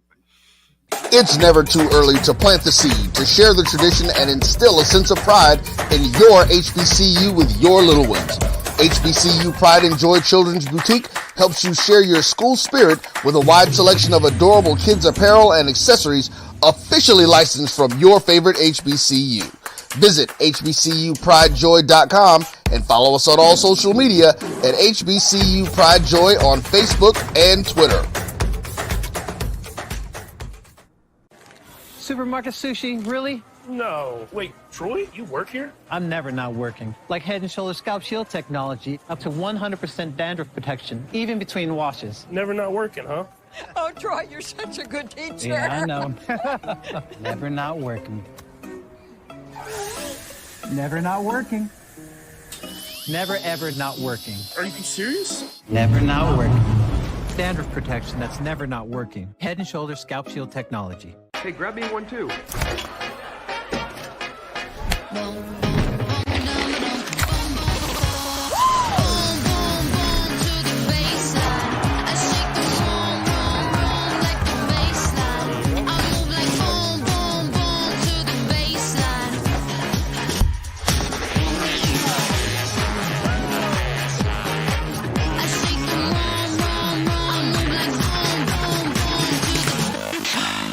Charmin Ultra Soft has so much cushiony softness, it's hard for your family to remember they can use less.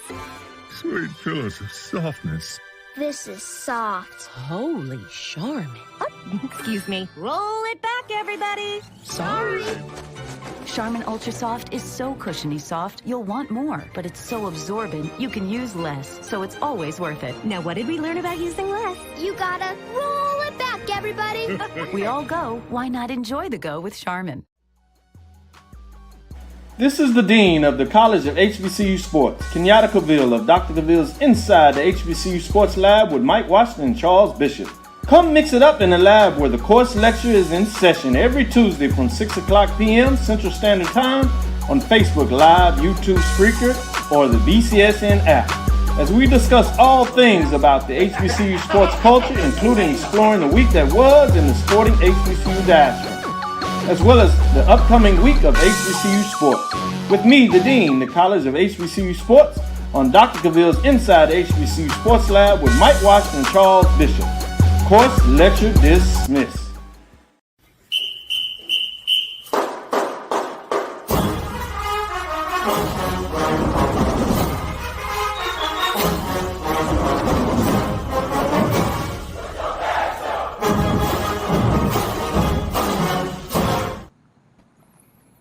Welcome back to the ONG Strike Zone. Bryan Fulford, Kelvin Rozier, Marcus Green, and it's a pleasure to be joined by the creator of HBCU Trending and also the creator of In the Quad. I hope I said that right. I did. In the Quad. Yep. None other than Nick Eden. Nick, welcome to the ONG Strike Zone. How you doing tonight? You know what? I'm doing great. I had a previous engagement, but I told him, I was like, look, I got to break away for a second, because I've been talking about coming and working with y'all and doing this show since last year when I first started the calendar. So I was like, yeah, we definitely got to make sure that I get out here and talk to the fellas. Well, appreciate you coming in, appreciate your time. Let's talk first about the calendar. For people who, there might be some people who may not be on social like that and aren't familiar with HBCU Trending. Tell us a little bit about how the origins of that and how that got going. Yeah. So what's funny is actually the 18th of this month, October 18th, is going to mark a year since I started the calendar. I did not plan on doing it past that first time. We were coming off of Alabama State spoiling Jackson State's homecoming. And then that Monday, we had the situation where Tennessee State's going back and forth with people on Twitter, and then like Wednesday, you had it was just a bunch going on. And I was like, look, if you ever saw, the memes, if you own Black social media anywhere, you've seen the memes where in January this happened, in February this happened. Well, the thing about it, those of us in HBCU world, we know it's something going on every day. And so I literally Googled a calendar. I put some graphics on there, and then I posted it. I left Twitter. I came back, and it had like 34,000 views. And everybody's like, okay, so what's happening next? And you got to keep this going. You got to keep this going. And here we are, 8.5 million views later, a year later, and now a new podcast, right? So it's been interesting. And so, I mean, the creation, the stories and the ideas. I mean, because I see your writing skills kind of come out in that. How do you have other contributors? How much time do you think you put into it? I mean, and now it kind of feels like it's got a life of its own at this point. Honestly, it's all me. Okay. It's all me. It's all me, and it's all from my phone. Now, what's good about having the show in the Quad now is that I can do some of the other stuff that's being talked about, because the biggest problem before was, out of all the trending things that were going on that day, I had to pick one, right? And so now I got a chance to where I can do 4 main topics, and and realistically, I could go. It's so much that goes on between Twitter, Facebook, Instagram, Snapchat, TikTok. It's so much that goes on. I could have literally 10 topics if I wanted to. So that was the biggest challenge. The biggest challenge was just putting everything into one day, and there's certain things that I just did not cover because there was just no room for it. Nice. Go ahead, Marcus. Go ahead. I'll just get the first question in for Nick. All right. So thanks for coming on the show, Nick. Thanks for accepting our invite. Now, also, if I understand, you're also an Alabama State alum. Absolutely. Big Bama State. Yes. So let me ask this. Well, actually, there are a couple of things that came up when we were doing the preview. The question, first of all, are there still tickets available? Is homecoming sold out? What's the challenge if it isn't sold out just yet? In fairness, because of my day job, I've been like all over, so I haven't been able to see if the ticket. Look, I got my tickets months ago, but I haven't been able to see whether or not the game's been sold out. I know the hotels are sold out. I know it's like it's it's a big deal like that. I hope there are some tickets still available. We got some folks that are not ASU. They ticket out, so they got plenty available. Oh, is that what we're saying? That's what we're doing? Okay. That's what we're doing. But the good thing about it is this is kind of becoming, I'm not being funny. It's kind of becoming a mini SWAC championship in the midst of what's going on, man. We got people coming down from Howard, Prairie View, North Carolina A&T. People are they have no affiliation to either school, and they're coming down. Plus, we're 2 hours away from Atlanta, and Atlanta is, for Florida A&M and for Alabama State, the biggest alumni markets for us. So I mean, it's a great thing, man. It's a great thing. And just as a follow-up, and I guess I was going to ask if there are tickets available with the accolades and the hype for Alabama State coming in this year. Why would you think that would be the case? I mean, because Bama State's predicted as number one in the SWAC East, and you've had top 3 between FAM, Jackson State, and Alabama State been top 10, top 15 in FCS in defense the last couple years.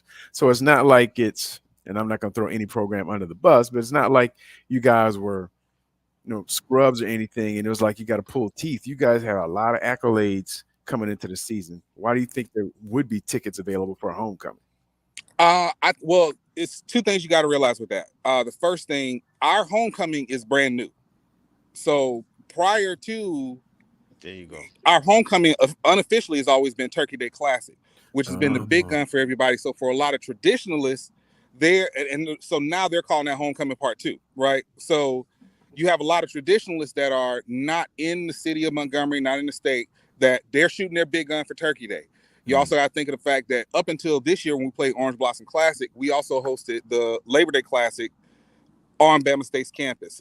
Then you got the Magic City Classic, which for some people is their homecoming. So a lot of times people have their big guns. You got to think, we're in a fortunate position at Alabama State where most of the classics, we have some form of ownership for it, and it holds whatever it holds for some people. Like for me, last year was the first time that I went to Magic City Classic since like 2007, but I wasn't missing Labor Day Classic prior to that.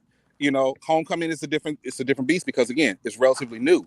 So I think that may contribute to it, and it's really just about, for me, I think it's about kind of exposing the culture of, hey, this is that centralized time, but in a general sense, we have 4 to 5 big games throughout the year that hold whatever special meaning they do towards alums and supporters. Okay. All right. Thank you. Go ahead, Kelvin.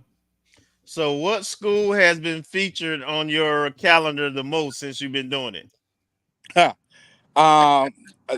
So my top 3, number 1 is Jackson State. Jackson State is really featured on the calendar more than any other school. I'm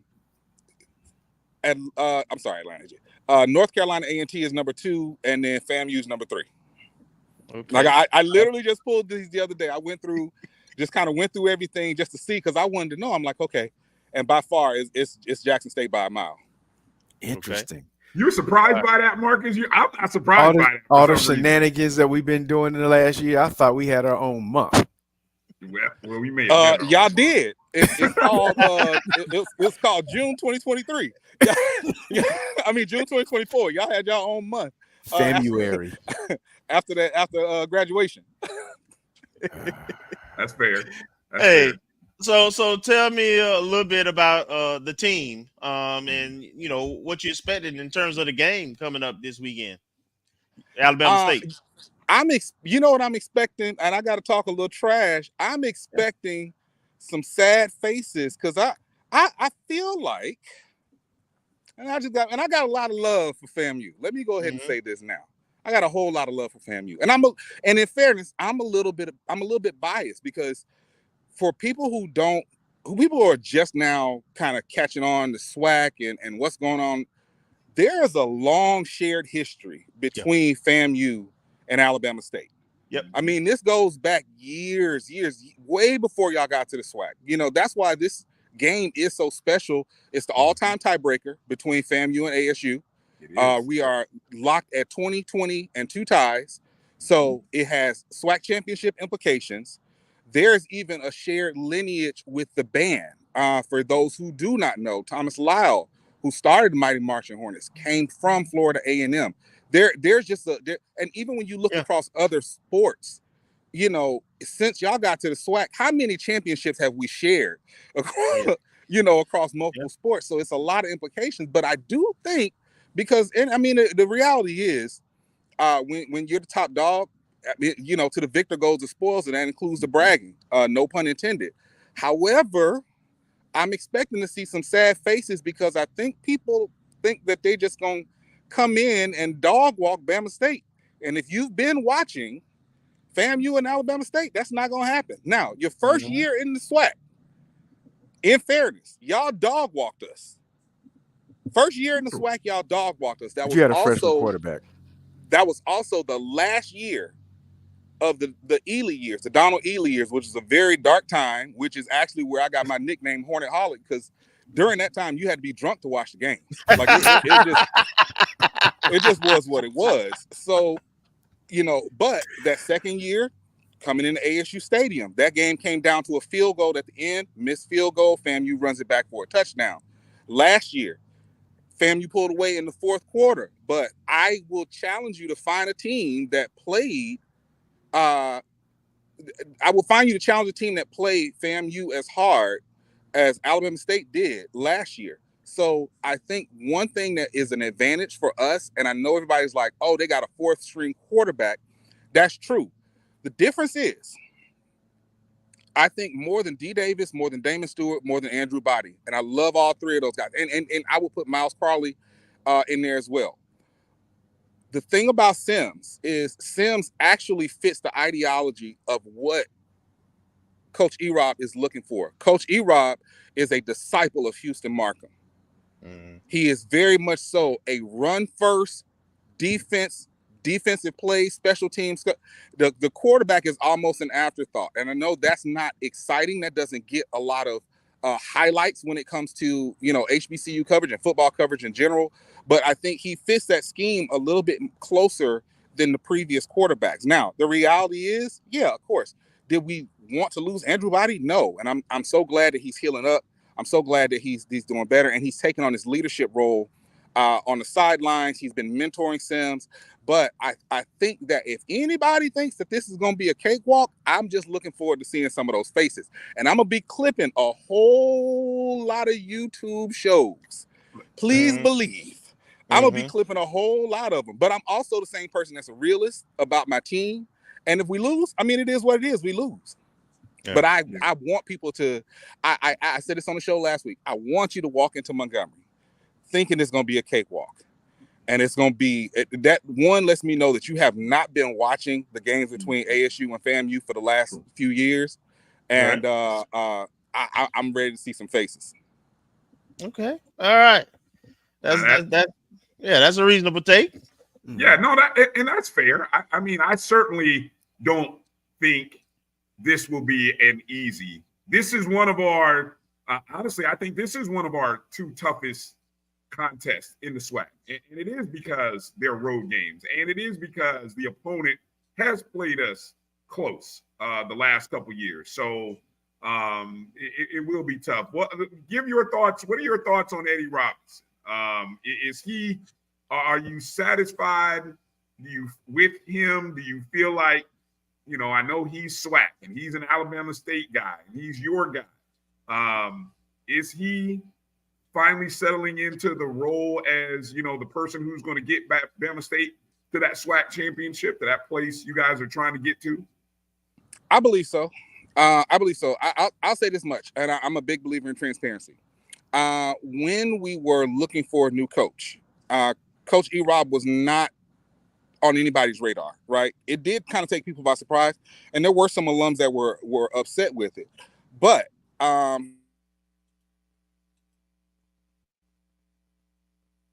on, we might have lost him here. I know he may have got a call here or something. Yeah. Okay, there you go. We got you. There you go. To me, it made sense. Again, he is. You got to think, and just as an HBCU alum in general, you got to think. Most people don't even realize he wasn't. When you look at his story is inspirational to our guys. He wasn't at Alabama State on an athletic scholarship. He actually had an academic scholarship. He was a walk-on to the team. He went on to become a 2-time SWAC Defensive Player of the Year, Black National Champion, SWAC champion, goes on, plays 11 years in the league, comes back to coach.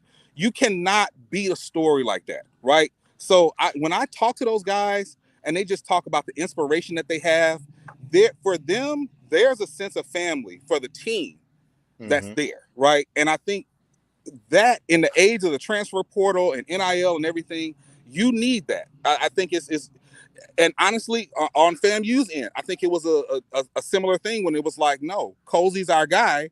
You know, there's a sense of loyalty that's still there that people will have you believe that because of NIL and the transfer portal doesn't exist anymore. It does. In terms of getting us back to the SWAC championship, listen, again, prior to E-Rob coming, we had Donald Ely. And I don't want to rag on Donald Ely, but it was just a really dark time. But prior to him coming, we had losing season after losing season. There was just no way around it. We had losing season after losing season.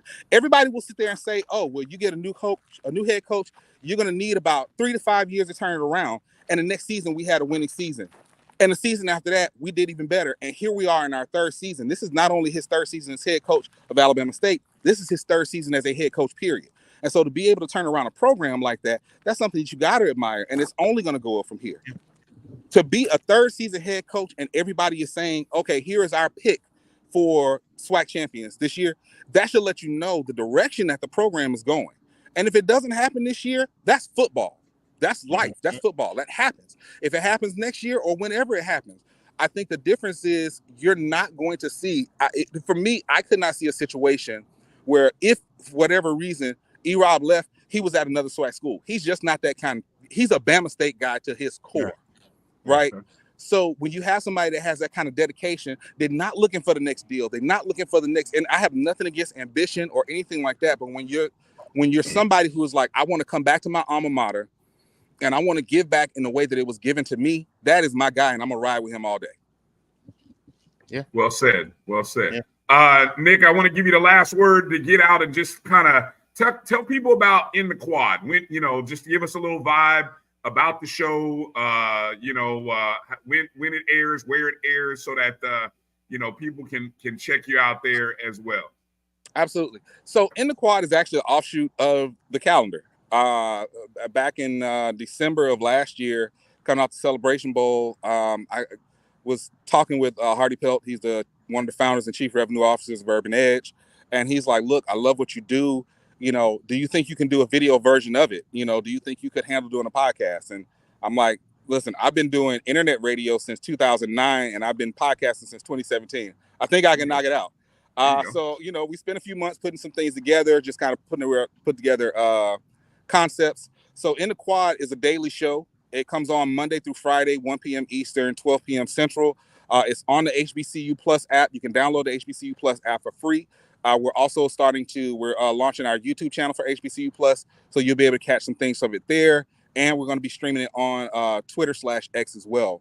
But basically, it's an hour show, and each day I give you 4 main topics. These are the 4 trending topics within that 24 to 48 hour period across the HBCU landscape, from Twitter, Facebook, Instagram, TikTok, Snapchat, Fizz. And that's the first part of the show. The second part of the show is actually called Fam Topics, which when I first started, everybody was like, why are you talking about FAMU? I was like, no, fam, as in family, HBCU family. So the Fam Topics are the second part of the show. That's where I actually take the questions and comments that people have submitted to me through my social media platforms, and I actually read those if they're appropriate, and then I respond to them. Gotcha. Okay. Gotcha. All right. Hey, that's all right. You named it right. Fam Topics. Right. Yeah. Right. FAMU, family, fam. It's the same thing. We keep everybody with content. So everybody's living off content off of FAMU. So you might as well. I'm gonna clip the hell out of this. Hey, glad I could give you some content. Good stuff. Nick, go ahead and give us your score prediction. Let us know how you think Alabama State's going to win. We'd always like to have people on. How will Alabama State win according to Nick Eden? I think it's going to be a defensive game. I think that there's been a lot of studying. I think you've got 3 years of SWAC play of FAMU and ASU, and 2 years under E-Rob. So I think there's going to be a lot of studying there. I think what's going to happen is they're going to hit the run. They're going to run hard. I think there are going to be some defensive touchdowns. FAMU has the uncanny ability. It reminded me, and it frustrates me, of that Tom Brady led Patriots, where it's just like that fourth quarter, it's just like, damn, everything is looking good, and then at the last second, it's like the 2-minute warning. That 2 minutes is a lifetime. So I think as long as, because in fairness, I think both defenses have taken a little bit of a hit this year. I think the X factor for FAMU is Richardson, and I think if Bama State's defense can neutralize him and keep it on the run, then I think this game will come down, just like it did the last time, to a field goal. We do have a new kicker. That boy is a beast. And so, and my prediction on the game is 24-21, Big Bama State. Okay. All right. That's fair. Okay, we'll see. Why you call it Big Bama State? Well, it's been Big Bama State ever since Coach E-Rob said Dion Wright. Because you talk about us giving, you talking about y'all giving us some content. Listen, E-Rob gave everybody content when he said you ain't SWAC. He did. So it's been Big Bama State since then, and it's gonna stay Big Bama State. I love it. Right. If E-Rob did nothing else, he gave us that. Nothing else. He gave us that. I mean, that might have been the quote of the. That might have been the presser for the century. Hey. I don't know if there ever will be and has been a presser better than that. I don't think it will be. Nick, what y'all gonna put on the scoreboard against us? I told you it's gonna be 24-21. It's gonna be 24-21. No. Oh, you talking about like when we put up? Oh no. I'm gonna tell you right now. One of my classmates is the marketing director there, and I hit her the other day, and she was like, "I already know why you calling. Don't even think about it." I was like, "Look, all you got to do is just put a picture of Willie Simmons on the scoreboard. If you put the picture of Willie Simmons on the scoreboard after the game, I'll be happy." And she said, "Get off my phone." So we'll see. Okay. All right. Make sure you guys check out. Make sure you follow first off Nick. At Nick Eden. Go if you're not already paying attention to HBCU Trending. Check that out. I think he drops the new ones every either Saturday night or early Sunday morning. Yeah, I had to switch it to Sunday, man. After PV and Grambling kept us up all night with 10 overtimes, I was like, look, let me just put this on Sundays from now on so we have a chance to recoup. I saw that. I knew it was one of them because half the time I'm up still on my computer and then I see it drop and I'm like, oh, what time it is? So yeah. Late games killing me. Exactly. And then make sure to check out his show In the Quad every Monday through Friday, 1 o'clock Eastern, correct? HBCU Plus.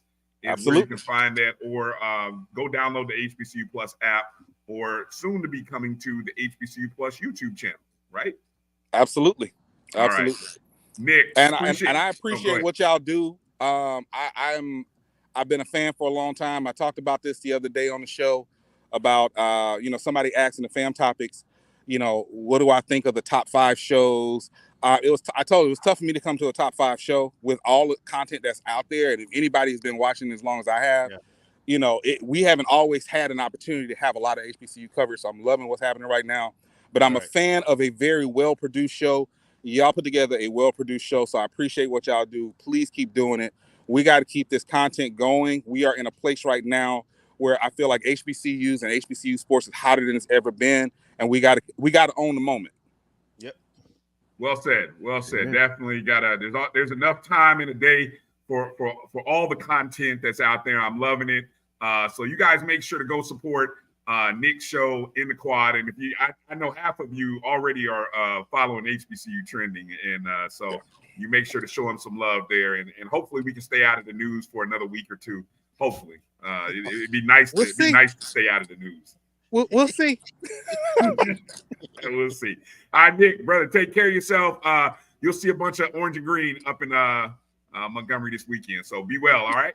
We'll see about that. All right, I'll see y'all then. Y'all take care. All right, take it easy. Take care. All right, ladies and gentlemen, Nick Eden. All right, let's take a quick break. and come in with Liv right on the other side. That's Olivia Antilla, Liv For Hoops, coming in.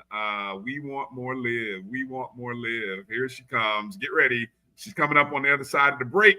You're watching the ONG Strike Zone right here on the Black College Sports Network. Be back in 2. Hey, grab me one too.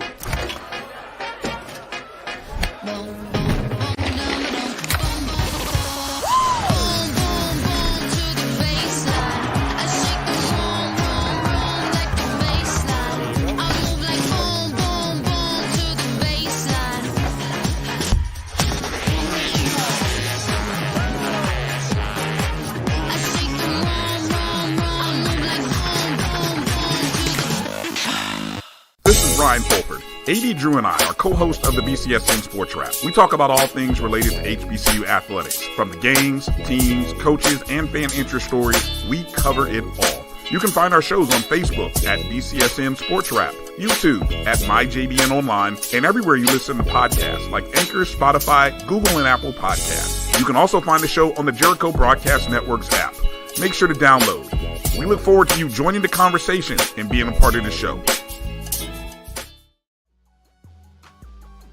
This is the Dean of the College of HBCU Sports, Kenyatta Cavill of Dr. Cavill's Inside the HBCU Sports Lab with Mike Washington and Charles Bishop. Come mix it up in the lab where the course lecture is in session every Tuesday from 6 o'clock p.m. Central Standard Time on Facebook Live, YouTube, Spreaker, or the BCSN app, as we discuss all things about the HBCU sports culture, including exploring the week that was in the sporting HBCU diaspora, as well as the upcoming week of HBCU sports. With me, the Dean, the College of HBCU Sports, on Dr. Cavill's Inside the HBCU Sports Lab with Mike Washington and Charles Bishop. Course lecture dismissed.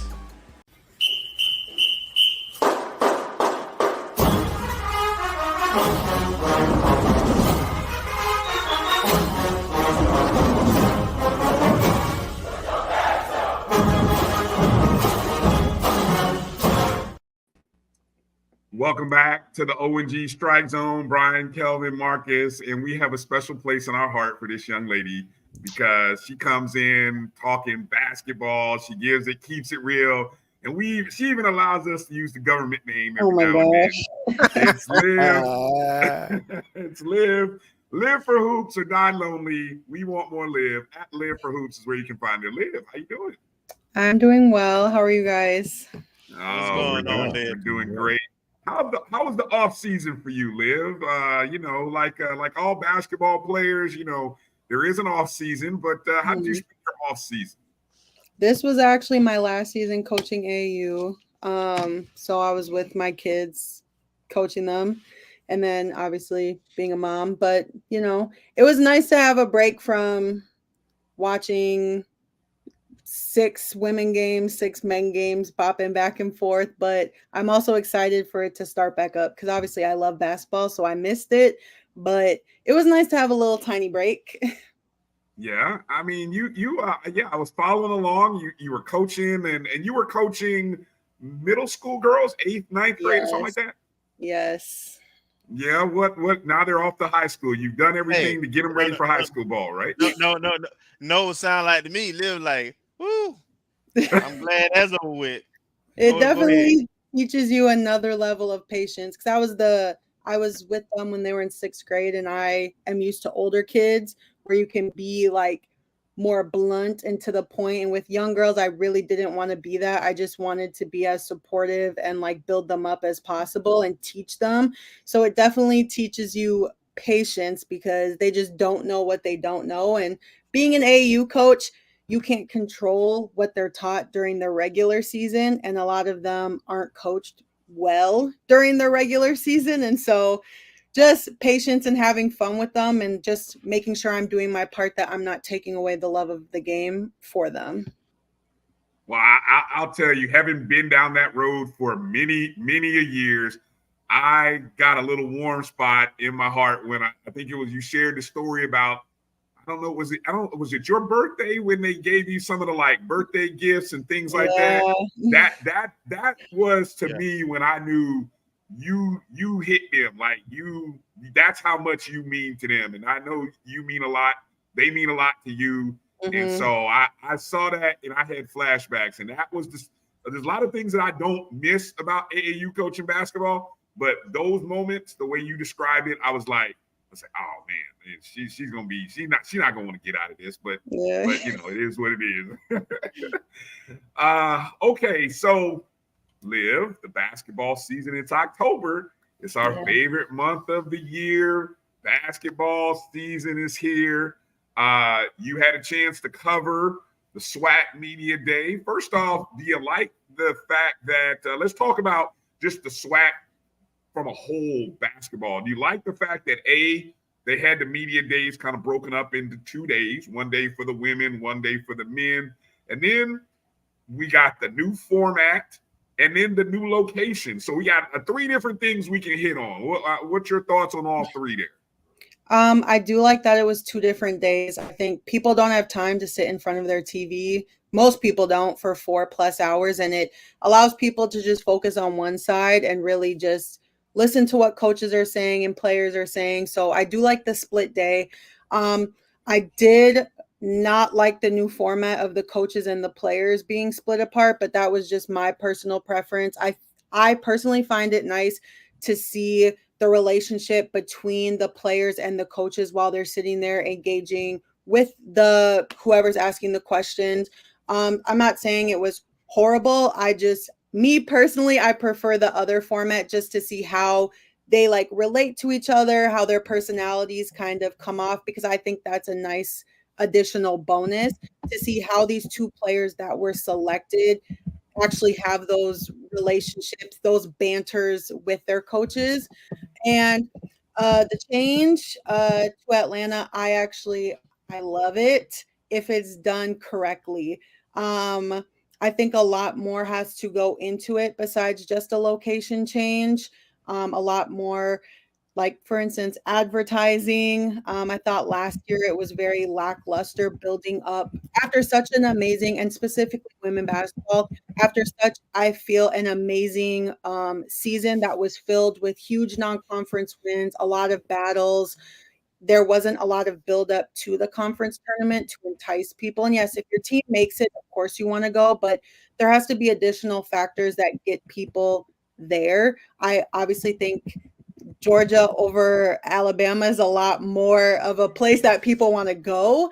But I just hope that more marketing, potential, like collaborations with different artists, like there's so many different things that could happen in Atlanta, which is such a huge hub for culture and alumni bases. And so I really just hope they take advantage, but the work has to follow it and not just assume that people are going to come because it's in Atlanta. Because also, I've said this, I literally despise that they moved it to 10 teams that make it to the SWAC tournament. I think that was such,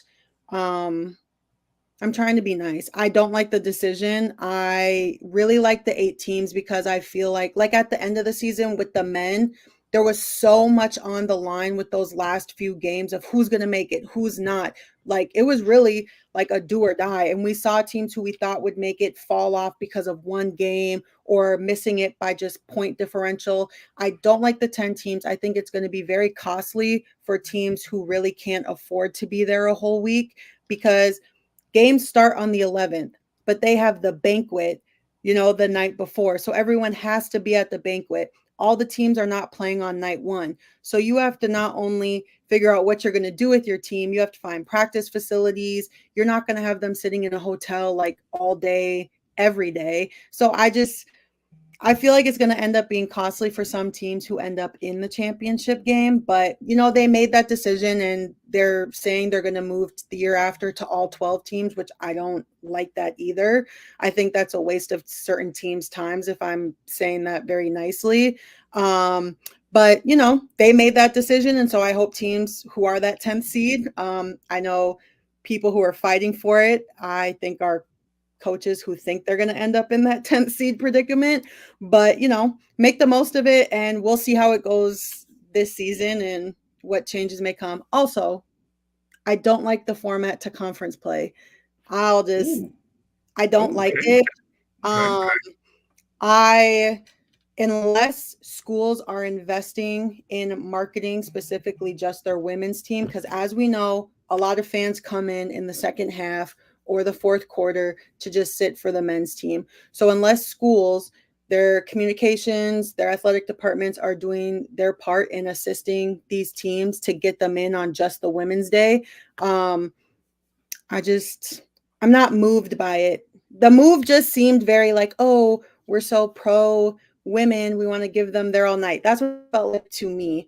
But as long as schools are doing it right, I think it could be a good thing. But I'm not scared. I'm nervous for some schools that their women just won't get any fans at all on their singular day of play. That's all. That's a lot to chew on there. So let me come back to the scheduling. So they go into and me honestly, I love the 8 teams.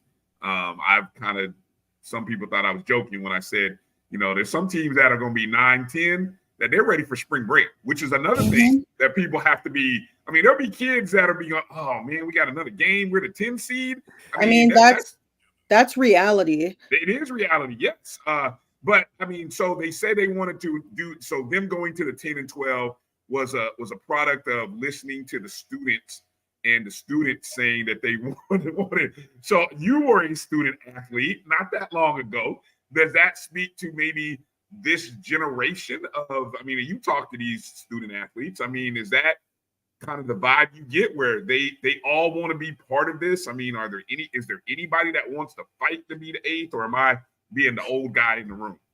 I think there's 2 sides to it. Obviously, there's gym rats who really live, breathe, eat basketball. And then there's the other side, which a lot of people are seeing with this younger generation. They don't live in the gym. They do just what they're supposed to do, which is practice and games.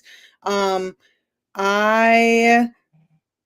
curious to know which student athletes they asked, because I don't find that many of them would want that, but that's just my opinion. If you're a 10th seed, obviously like shockers happen and big games, things happen in the tournament, but I just don't like it. I like the 8 teams, 14, all teams don't have to go. And also that's how you build, when we're talking about the postseason, then when we go into other tournaments, like let's say, and no disrespect, because if anyone follows me, they know like I lift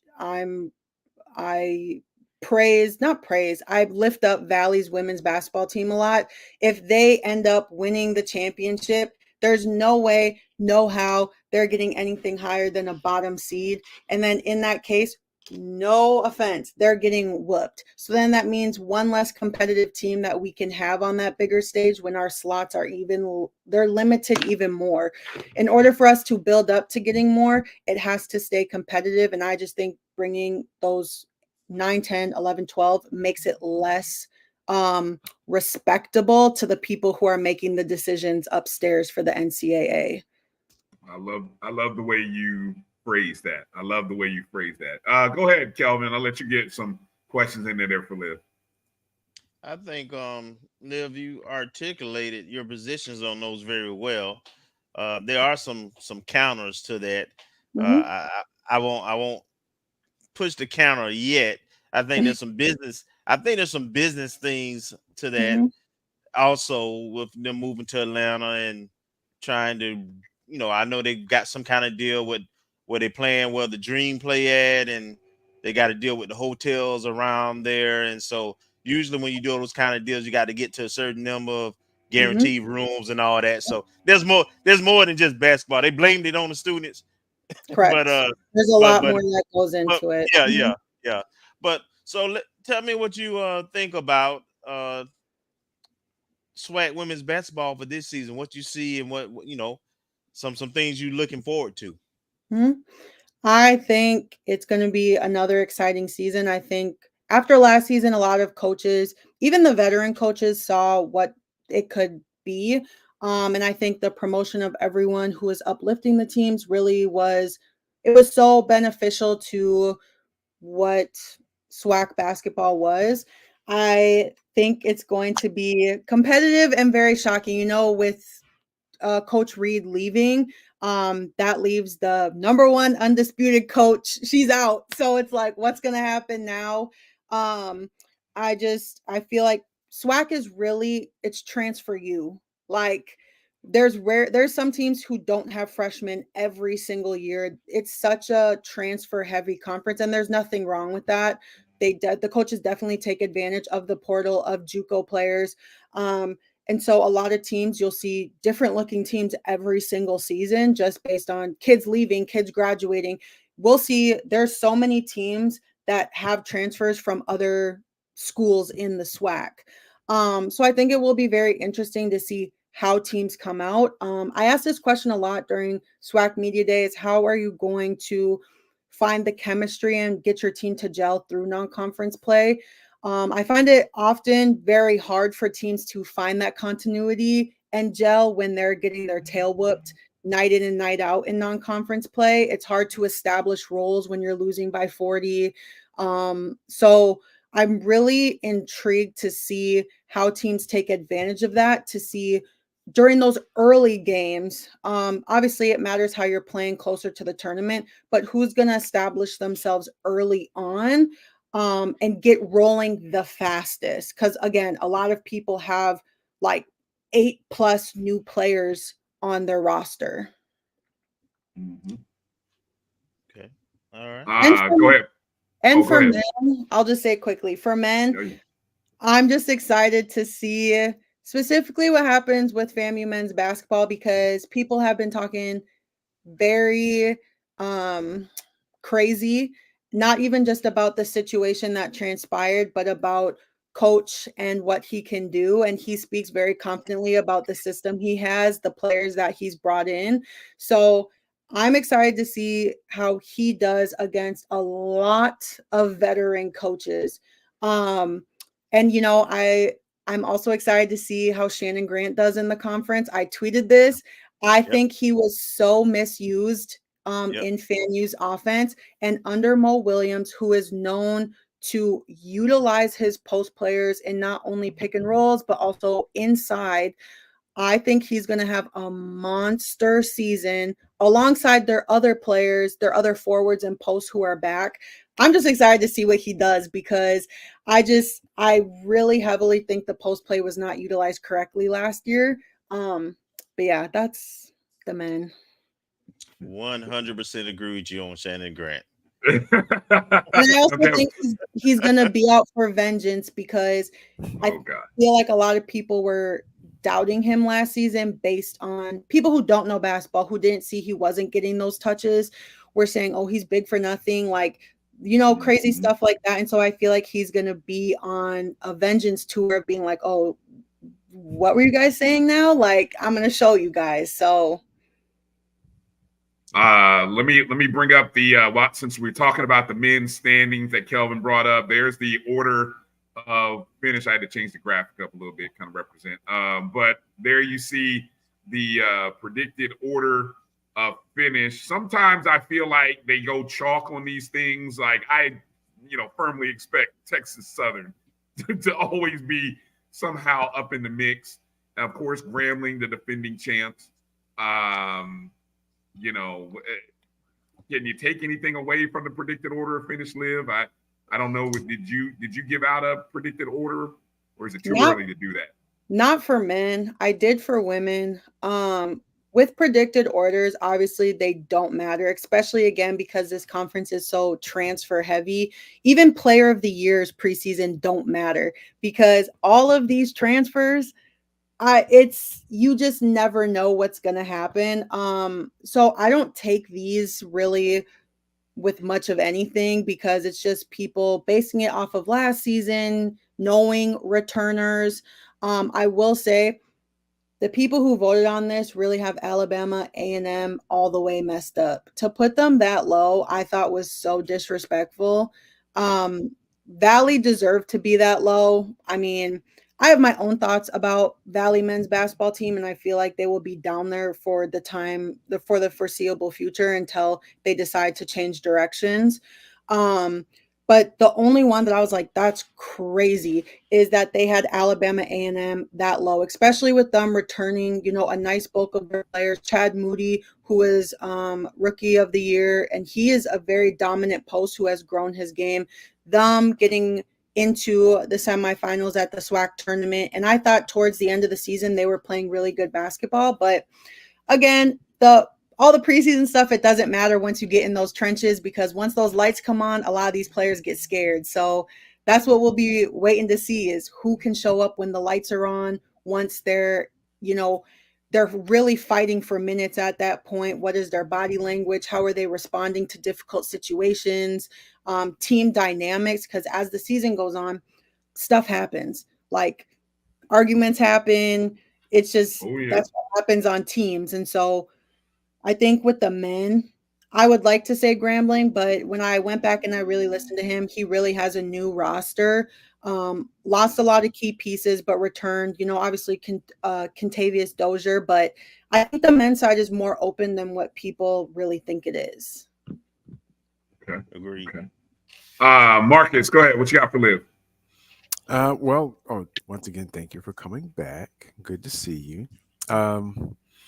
You may have answered a lot of the questions that I had. I guess on the women's side, I was going to ask, with so much transient teams and transfers coming in and out, and actually with coach leaving Jackson State, is there any real clear-cut favorite, or is it kind of wide open? In my opinion, I don't think it's wide open. But I feel like on the women's side, it's always been kind of 3 tiers of like these teams, they're fighting for those 4 bottom spots of who, and obviously like stuff can happen. Injuries happen. People leave in the middle of the season. People get kicked off in the middle of the season. But I just feel like there's 3 tiers that always tend to happen of like, oh, these teams are shifting between the 1, 2, 3, 4. These are the middle group. So I don't think it's super wide open. I think there's a few teams that could end up in first place, but I don't think certain teams, with all due respect, I just don't think certain teams will win the conference. And that's just based on how they did last year, the players that they brought, and like just kind of what I've been seeing, but that's just my opinion. Well, that's why you're here. In terms of what Brian pulled up on the graphic, are the tiers pretty much what you would expect, or would you move a couple teams around? I thought Jackson State was way too high. When I tweeted my rankings, like I think they're way too high. And then the bottom 4 is pretty much what I had. I thought it was weird that they still voted Valley last under UAPB, considering, and like all respect to the coach, but considering she's a brand new coach and Valley didn't finish in last year, I thought it was quite interesting that they put them down there this year. Everything else, it was pretty much just like one change, one spot, but Jackson State, I personally had at 6. I don't think that Coach Richards will finish in the top 4 this year simply because she got that job late. I will say when she was at Alabama A&M, her teams always finished typically in that like 4 or 5 spot. So that's where she's used to being. But just because she acquired that position very late, I don't see them finishing in 4th. But again, anything can happen. And I had Bethune way higher. Yeah. But I did. I had them at 4. I had them at 4. I think people forget the success they were having before half their team got injured at the same time. And everyone seems they're having memory loss. Half their team got injured when they were on a roll. They were sitting in a top 3 position, and then they lost their starting point guard, their post player, their 2 wing players, and they were stuck with 6 players over a stretch of games. Mind you, I was really contemplating where it put them, but when I went back to that stretch, they weren't losing games. The only team they lost to by double figures, like badly, was Jackson State. All the other games, they were still competitive in with a short bench. So I had them way higher. I understand why people would put them there, but again, I don't, because they're returning 2 of the best. the best post player duo in the conference. And I want people to put respect on Kayla Clark's name.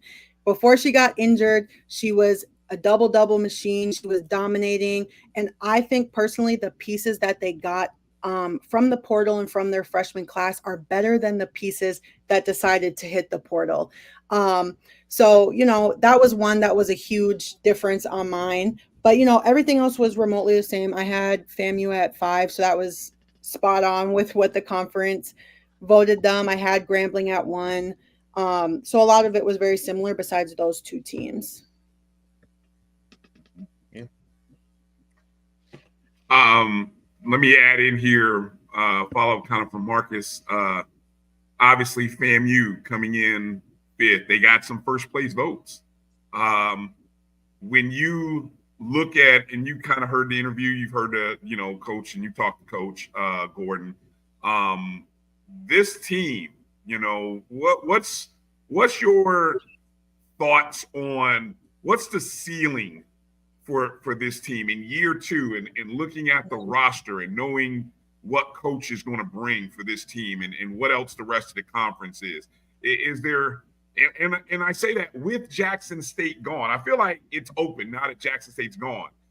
What's the ceiling for FAMU?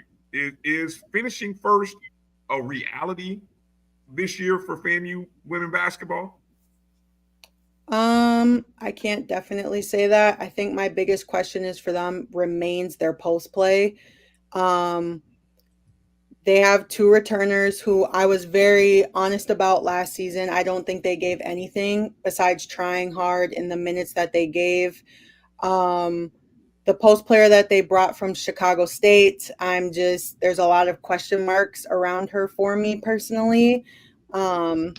If you look at what Chicago State did last season, they won 1 game. And then when you look at her stats, and people can play different in other people's systems and under different coaches, but that was a big thing for me last year, and it's going to remain the same till they can show me that they're physical, they can actually score inside, and that they can defend. I think that was a big, on top of them being extremely one-dimensional last year when it came to scoring, because yes, Delancey averaged 14 points, but she was extremely inconsistent, and we saw that throughout many games where she would hit 1 shot, but, was shooting a very high volume. It's hard to say with them losing their only true scorer last season, but the post play is really going to be a big question for me. When I look at other teams and I really examine them, there's a few who don't have, have new post players. But when we go down the line, Bethune has very good post players. Alabama State, who Cordesia Harris was first team preseason all SWAC, she's a post player. Grambling brought in bigger bodies, but last year it was good competition between those teams, but they brought in bigger post players than they had last year. Alabama A&M, obviously, Coach Thornton keeps a big post player on her roster, and they have preseason defensive player in the year in Alicia Wilson, who had the highest rebounding game last season in conference play. So that will be the biggest what if for me. I don't think guard play is enough. And I think they need to establish that early on and have a more balanced attack. I think that would have helped last year. Like Grizzle could not come off the floor. If they wanted to be competitive or win the game, she could not come off the floor. And that doesn't build, a long-term successful team. So if they brought in a lot of guards, it's just a lot of question marks for me to see what their ceiling is once we see them play. But the biggest one is just going to be post play, their production, and their defense, because I feel like in order to have a championship winning team, you need that. Coach Reed always had really good post players on her team. They knew how to defend, rebound. In order for them, in my opinion, to be successful, their post play just needs to step up. Mm-hmm. Let me just add, as a observer last year, point guard plays really important, I think, for FAMU's team too. Mm-hmm. We just didn't have people who can handle the ball. Yep. And and so we had high turnover, and we couldn't get players the ball in positions where they can get easy buckets. Right? We didn't get easy buckets. No, had to work for every single one. Yeah. So that's I'm looking for that also. But I did hear little rumbling. Sydney's going to be a sleeper this season. I remember she got hurt towards the end of the season. She will be a sleeper this season. I am hoping she evolved her game. In high school, she was primarily a post player, and last year we saw her primarily play on the interior. I do think she's physically strong enough, but I do think she is undersized when it comes to height. So I'm hoping she extended her game just a smidge in the off season. But I'm hearing like people are going to be, she's the one. So that's just what the rumblings I'm hearing. Okay. I remember you talked about her a year ago. You were really high on Sydney, and we saw those flashes where she came in and really looked good in spurts. So yeah, I mean there's a lot to be excited. It would be nice to be able to see 3 or 4 young ladies be consistent scorers, right? That's the key word. And so just in relation to that, right? Like Grambling, obviously she had a very successful season, but when you look at their scores, like everyone averages 6 to 10 points. And she noted that in media day why they didn't have anyone on any of the preseason teams, because she has like 5 to 6 players that all average 6 to 10 points. So any given night they could have someone else step up. And I think that's just the way that's how I like to see all teams play. Obviously you're going to have people who you can lean on more to be those, like, we need a bucket right now. But if you're having someone who is taking, most of the shots, initiating all the plays, having to play majority of the minutes, it gets taxing during the season. And you see a lot more wear and tear. Gremlin also didn't have a player that averaged over like 23 or 24 minutes. Yep. Right. And they all are around that mark. No one's playing 30 plus minutes a game for that team. Yep.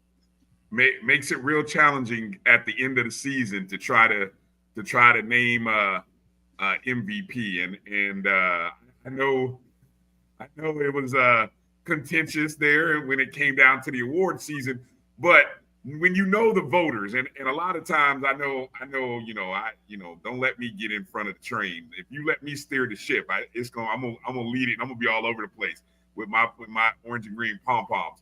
But I also know the voters, and once you start knowing how SWAC voters are, you just kind of know which way it's going. And so yeah, there might have been more players that meant more, like at other schools, but at the end of the day, when you understand that SWAC voters look at like the stats, and they're looking at points. When they look at points, they're gonna be like, "Oh, well, it's her." But that's why I wish our conference would change, because even with Defensive Player of the Year, and this is like all respect to people who have gotten these awards, but when it comes to Defense Player of the Year, like just looking at blocks is not enough. Like, we need to, there's more that. They don't know what else to look at. They don't know what else to look at, though. So it's like then they should not be able to vote. And that's just me being completely honest, because these awards, yes, to a lot of people, they don't mean anything. But let's be real. There are people being slighted who, and this is forever. This is a lot of different conferences that have this issue. But even I think and not to compare, but I love the way the MEAC, all their awards last season made sense. And then they have an all defensive team, right? Because then you can give those other players the shine and recognition they deserve. We don't have enough freshmen to do an all rookie team, to be honest. So I get why we don't have that. But widening the award categories, I think would help. But that's why I just did my own last year. Because I was this is just what I think, what I saw. So it is what it is. I mean, people will vote what they want to vote. And at the end of the day, championships matter, and winning, the conference, winning a conference tournament is what most people's goal is. And you can't say, let's not even dig into this, because you're going to get me on this hot topic. Come Come on, So- Liv. Come on, so- Bree. Come on, Liv. Go. Get it out. Get it out. Come on. It's early. It's preseason. Get it out. So I'm gonna switch it up just a little bit, Liv. So what are your plans for basketball season this year? Or, you know, or what are you looking to do? I think it will look a lot different from me this season. I felt like I was honestly just doing so much, and I genuinely love talking about basketball, and I hope it comes across that way. I genuinely love basketball, and I love promoting these players, promoting these coaches. I come from a very genuine place, and I know what I'm talking about. I'm hoping to get to more games. It's just very challenging because obviously based on where HBCUs were given their land, the airports are they're so expensive to fly into. It's crazy. I will be at the FAMU Howard game though. Plane ticket already bought, hotel already secured. What? Liv's coming home. She's coming home. Liv's coming home. I'm nervous. I haven't been back. Marcus? I'm nervous. I haven't been back in so long. Oh, you wrong for that. Hey, Liv, show Marcus up. Marcus, you got to come to a basketball game now. Breaking news right here on the O&G. Liv is coming back to the Lawson Center. Yeah. Oh, that's gonna be a big. Oh, we got to be there for that. We got to do a show. We got to do a show because Liv's coming home. That's what we're talking about right there. That's exciting. That's exciting. So I'm hopeful for just another great season, and I hope that teams. Obviously, I know communication athletic departments, they're spread very thin. Not a lot of staff to go amongst a lot of different sports. I'm hoping the women's basketball, because that's really what I care about. We can throw tomatoes at the men's side. They were boring last season anyways, if we're being honest. They were. The best thing that happened last season was when Alabama State forgot their jerseys. That was I was there. And had to play in their dingy practice uniforms. So I just hope that the conference and athletic department see what is being built on the women's side and how they can really promote it and advertise it, because women's basketball, anyone who's been watching knows that, it's it. But now is really the time to be in your bag when it comes to women's basketball and be promoting your coaches, your individual players, especially the ones that want to play at the next level. We have to do more storytelling, more promotion, because they don't know what they don't know. And not every coach, has connections with scouts or anything like that. So I think it will look different from me this year. At least that's my plan. Different ways that I'll be highlighting, but I'll still be, out here. There's a lot of teams who wanted me to promote their team last year from different levels, but I'm just little me. So there's only so much I can do in so much time. But, I hope everyone just pours into women's basketball. Like I said last year, and when ticket sales come out, buy tickets. When you see that there's different opportunities with the basketball teams, give just as much to the basketball as you do to the football, because that's the way you can build winning cultures. The dollars have to follow that, unfortunately. But yeah. Okay. Well, you do a great job for the sport and a lot of these departments, and I see just seeing you on different platforms and people really appreciating and respecting your opinion says that you're doing it right, Liv. So that's why I always love talking to you, because it's a fresh voice, it's an honest voice, and hey, look, you played the game, you've been there, you've done it at a high level, at a good level. So no one can ever throw shade and say she don't know what she's talking about, because you do. You've been there. People definitely do that though. Oh well, it's okay. I find it funny. I'm just okay. Just Most of the time it's men, and I'm like, you must just like me, and this is your way of breaking ice. Because there's no way you look at what I'm saying and think I don't know basketball. Shoot this shot. Exactly. I mean, Liv, you be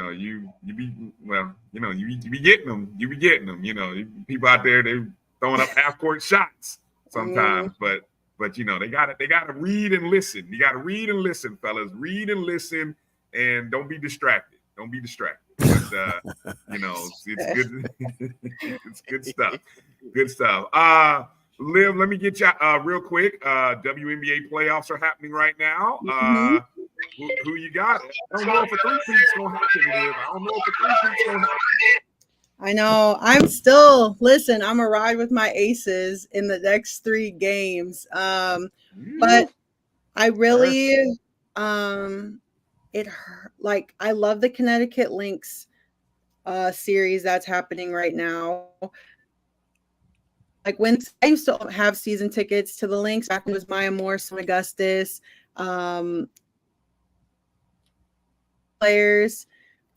So I really don't know. I want it to be the Aces or Connecticut, but I have a feeling it will be the Lynx and the Liberty in the final game.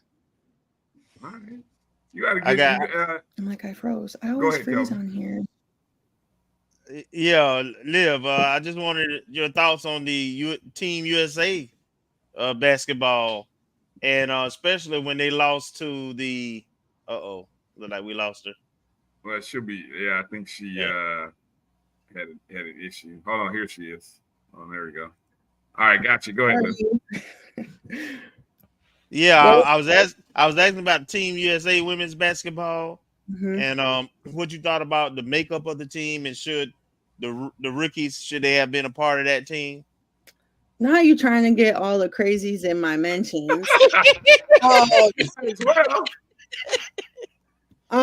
As we see, they won the gold, and I think that the people who obviously politics goes into everything, but the people who were on the team made impacts. And like, even with Kalia Copper, she was so needed in that championship game, the guard out of Phoenix Mercury. And so I feel like they did what was shown in the time that they had, players who have put in that time and that work with USA basketball to get to that stage. There was 3 players who was their first time ever being on the 5-on-5 team. It worked. They won gold. They had the best player in the world on their team, Asia Wilson. So it's like, I feel like their time will come.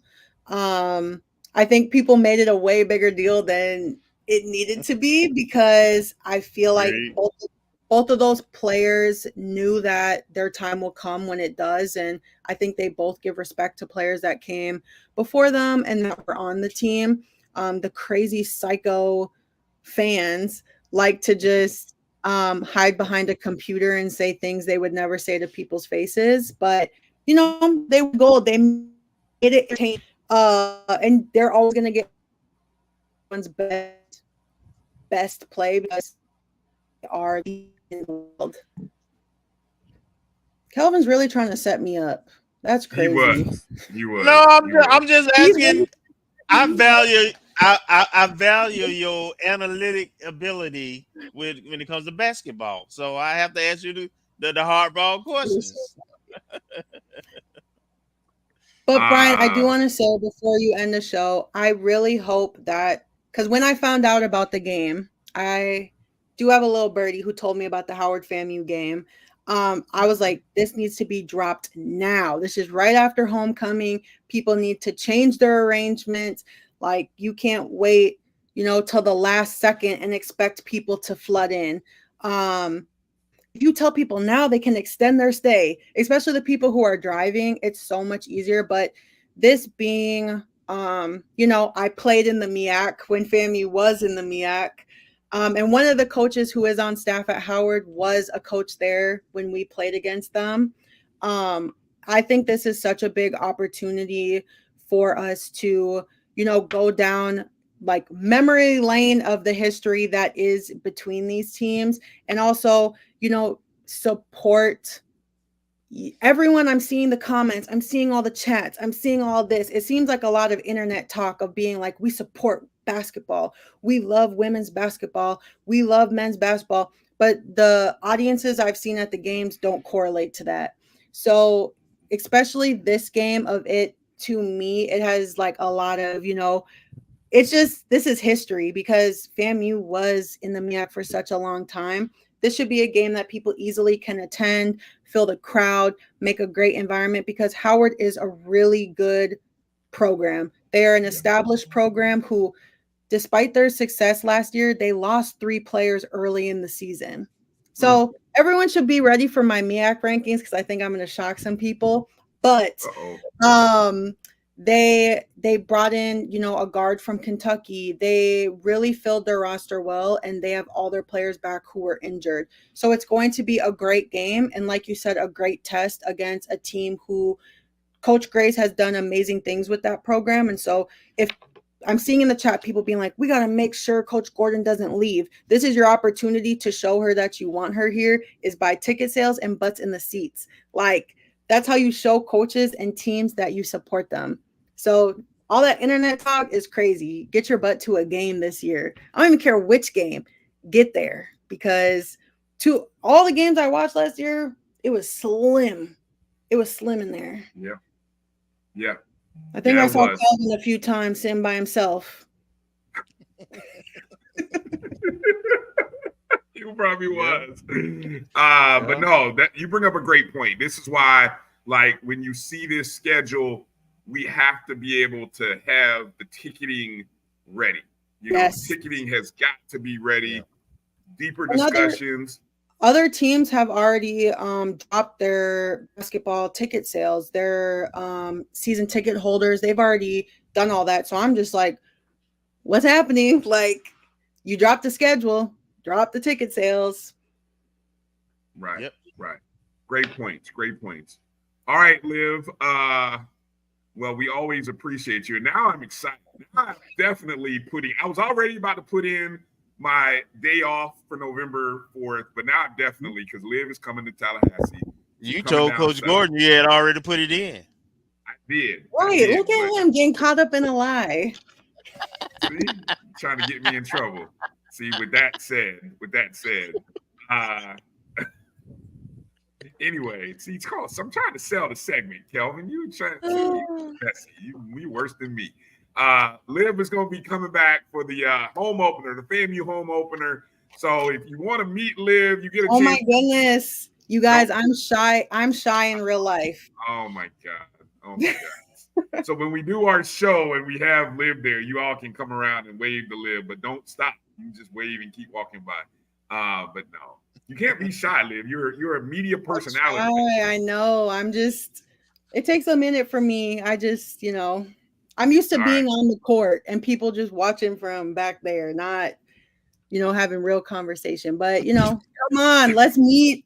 Let's support women's basketball because we need to. And also make sure you get to FAMU men's basketball game. I've been seeing too, everyone been saying, oh, we love Coach Crary. Oh, ooh. But make sure you support him. Marcus, I'm not lying. Like, people saying they support someone, but then they're not. Like, show that, because last take, and then we can get off because you got me on a rant. I believe that they put FAMU at 11 because of a new coach and how piss poor they were last year. Like, let's keep it a buck. They were hot garbage last season. No disrespect, but it is what it is. No disrespect to garbage. Garbage, but like you're hot garbage, so they respectful garbage. Yes, exactly. I would not be surprised if they finish in the top 6 this year. Agreed. I agree. And I don't think that's a hot take. I think if you listen to how he talks about the team, if you do your research on the players he brought in, top 6 is not out of the question. Great parting shot, Liv. We always appreciate you coming in. Can't wait to see you in about a month down in Tallahassee. Look. Should be a good time. Make sure you follow Liv at Liv For Hoops or Die Lonely, as I like to say. I need to add that to my bio. Hashtag Please. or die lonely. Please do. Courtesy of me. Have it. It's yours. We always appreciate you. Love you, Liv. Thanks for coming on, sharing some basketball thoughts and knowledge. Be well, and we'll see you soon. All right? Have a good night. All right. a good one. All right. Good stuff. Liv.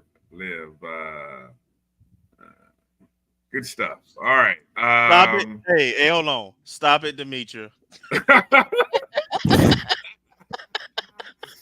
Oh man, see, I had to work that. Because I didn't want to get anybody in trouble.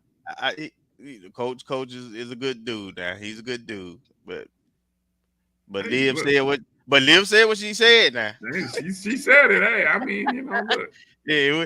Hey, I left games. I didn't even come to a game. I mean, I was at the game. And you got season tickets.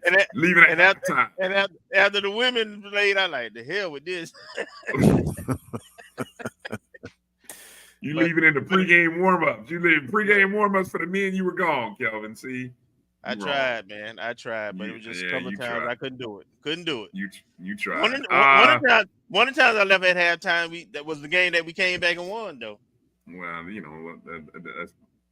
that's what they say about a sun shining on a dog's rear. Anyway, tomorrow on Founders Day, if you are in the Tallahassee area, you can get to the open practice tomorrow and see what's cooking there in Lawson Center. Right there, Coach Crary hosting an open practice and a team Q&A. So from 4 to 5:30, watch practice, and then 5:30 to 6.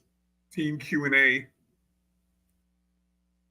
I don't know if they promoted that at the 220 Club, but if not, it's a great opportunity to get to know the roster, get to watch the team practice. I think you are going to be very impressed with the style of play and what this team does. So you can learn a lot by watching them and watch how they practice, and how a team practices translates to how they play.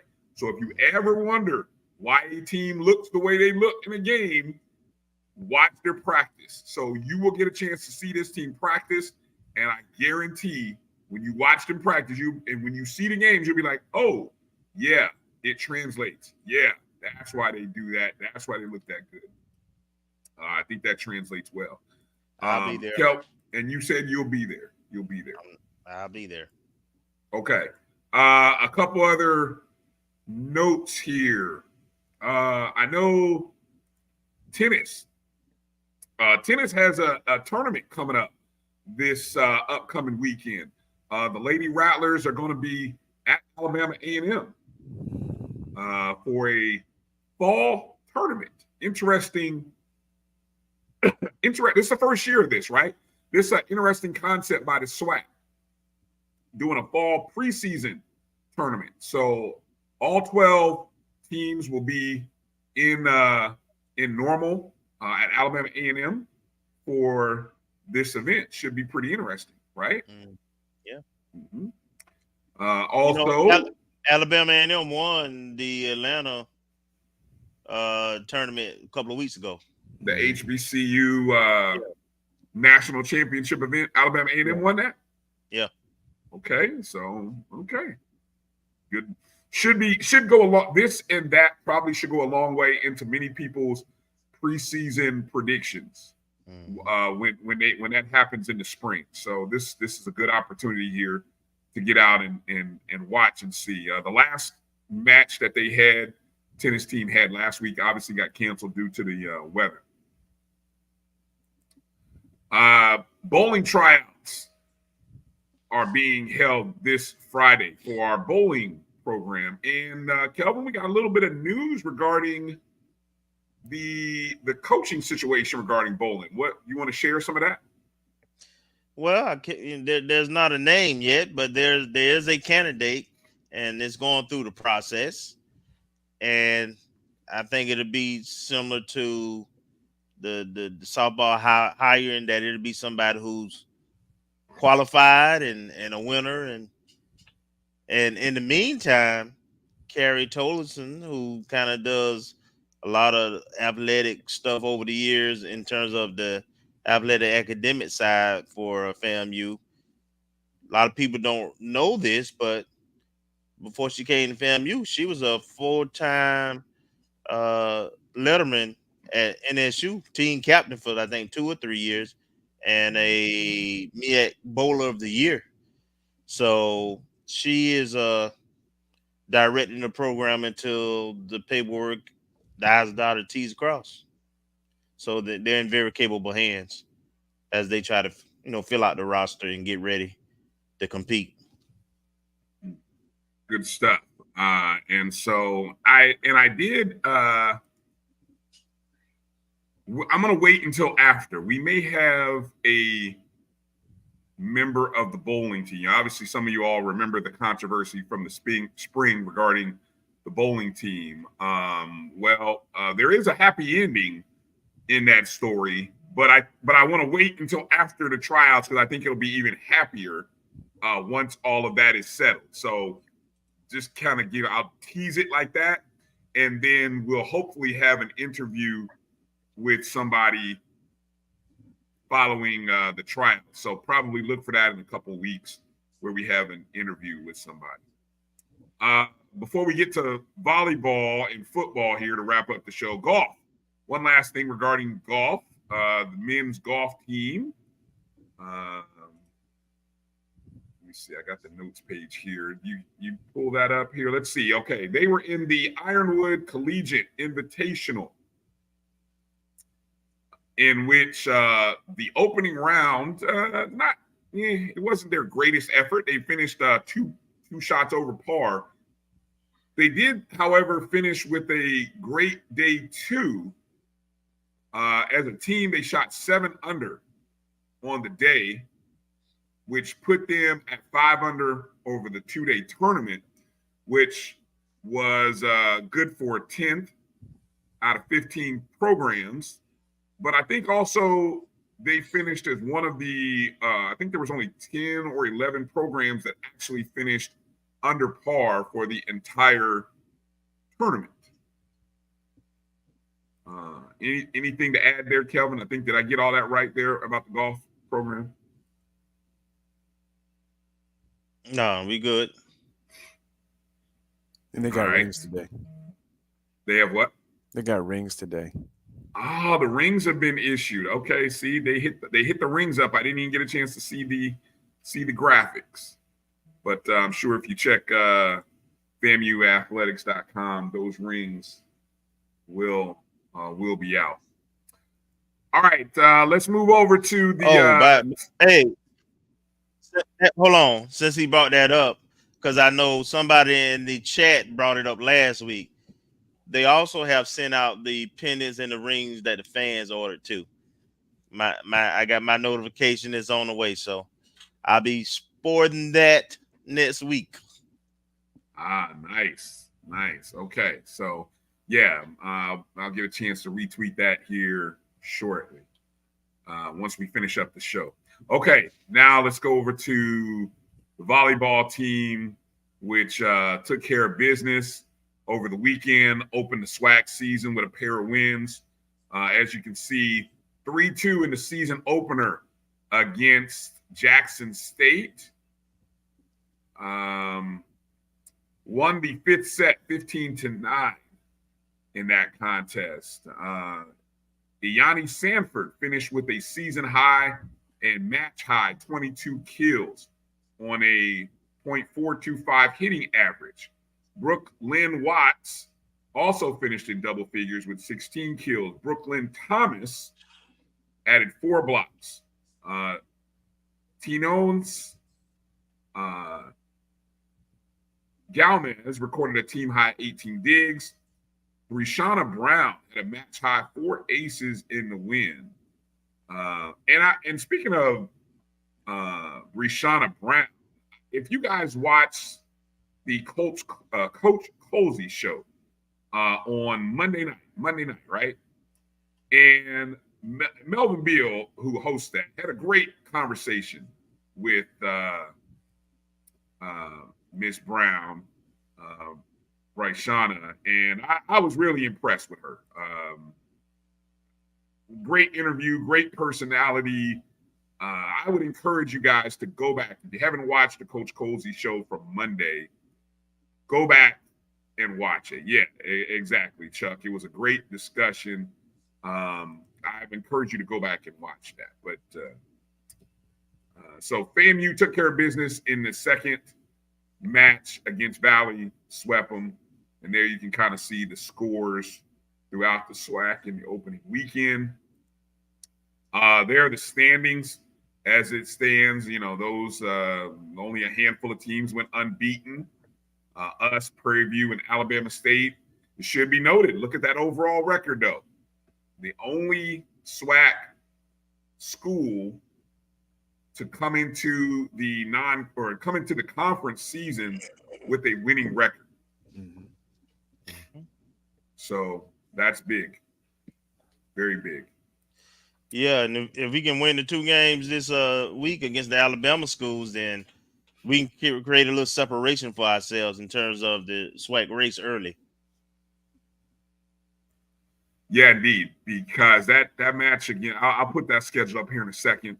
There you can see SWAC players of the week: Yanni Sanford, offensive player of the week; Alexandra Koliva, setter of the week. I believe that's the second consecutive week Alexandra has earned that award.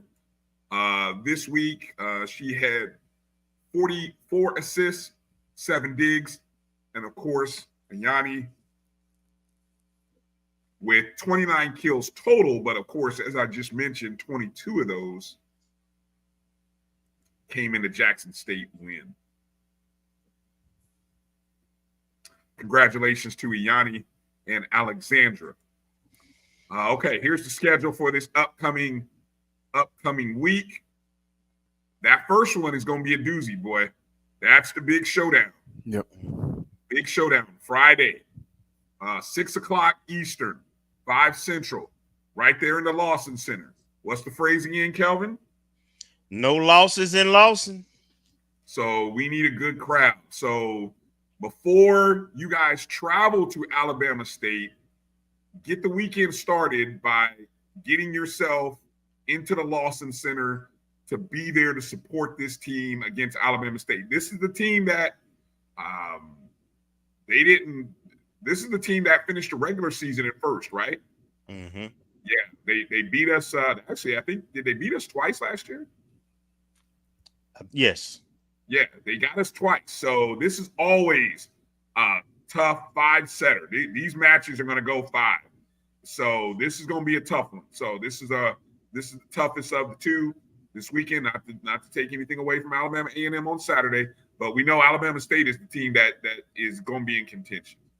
Mm-hmm. So let's be there, pack the house. I think you can also, if you are unable to be in Tallahassee, you can always get this game on Rattlers Plus.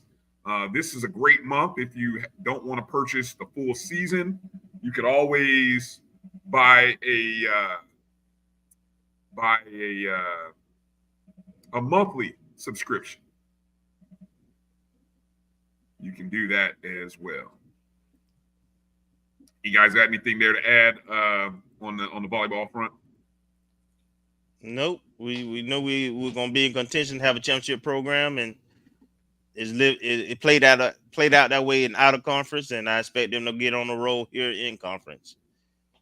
Look like it's gonna be a 20-win season for us.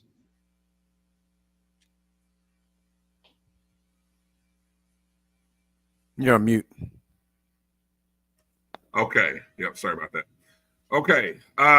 Final thoughts here as we get ready to close up the show. As we get ready for the Alabama State game, just a quick recap from last weekend. Of course, the Prairie View Grambling game was one of the big games of the weekend, went 5 overtimes. Of course, they do the 2-point things. Jackson State with a big win, 43-14 over Texas Southern. Maybe Jackson State has a quarterback. Maybe they got a quarterback now. I don't know. They went with Jacobian, 4 touchdowns. Looked pretty good. So Alabama.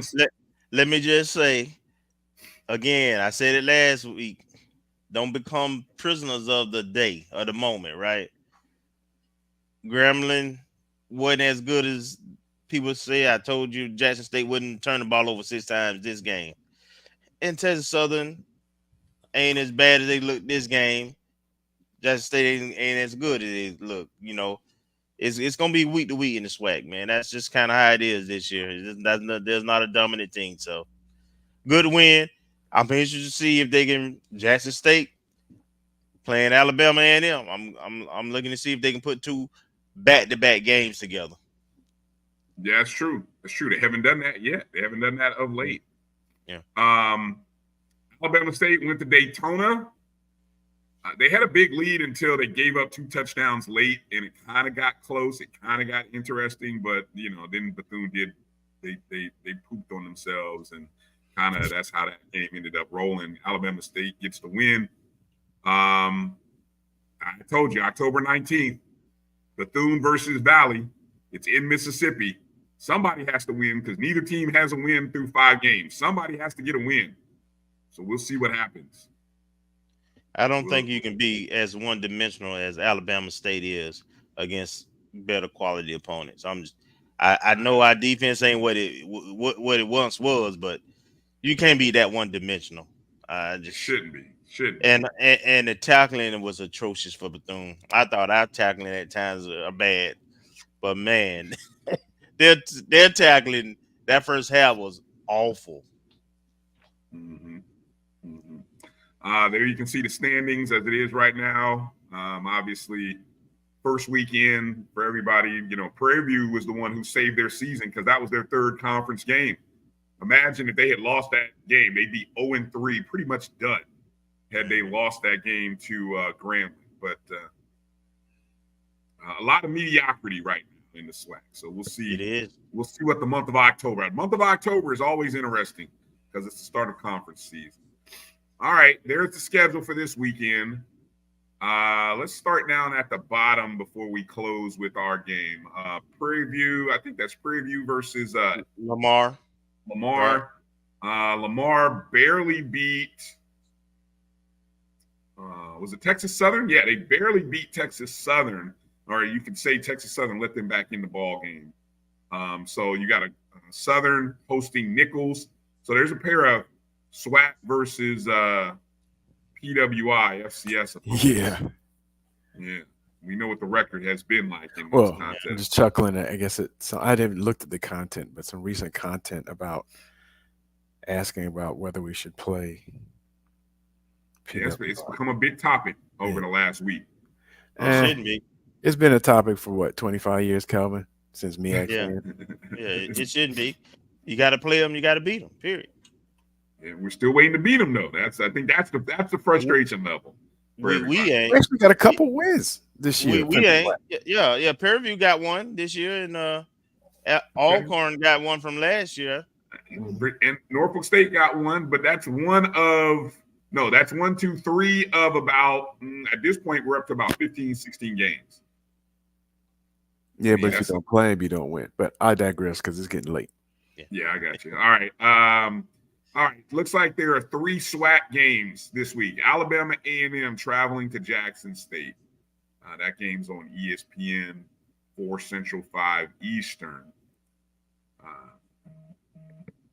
UAPB traveling to Alcorn. Alcorn, another get-right spot. That game is going to be on HBCU Go. SWAC Digital Network is hosting Texas Southern and that's Virginia Union Lynchburg, the non-NCAA Virginia Union Lynchburg. I think it's their homecoming too. Maybe that's why they got that. Okay. Yeah. There's no Lincoln to California this year? No, well, yeah, they're probably on somebody's schedule. Lincoln's on somebody's schedule, maybe later in the season though. And then there we go. FAMU, Alabama State. I had it pulled up here. I know we have won the last 4 meetings. As you heard Nick say, the all-time series between FAMU and Alabama State is 20-20-2. And yes, there will be an interesting voice that Rattler Nation will get to hear as our former voice of Bragg, Sterling.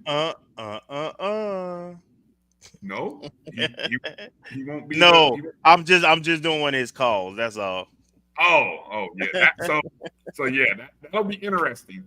Rattler Nation will get good pickup, Ashton, and that Sterling will be. He's the voice for Alabama State, so he will be there. All right, let's go bold predictions and score. Marcus, what do you got? Bold predictions for this game. You know what? I'm giving up the turnover thing. I'm like, you know what? Man, bump that. Man, bump that crap. Been a loss. Oh no. The way things have been going the last couple of times. Well, let me put it. We will only have to kick one field goal. We're gonna get some touchdowns this week. I know that's like a week bold prediction. That's right. It's been what? Last two games, nothing but field goals, right? Granted, it's against FBS competition, but we've shot ourselves in the foot inside the 10. Yeah, we drove the ball down fine, just ain't finished the drives, right? So only one field goal this week. One field goal. What's your score?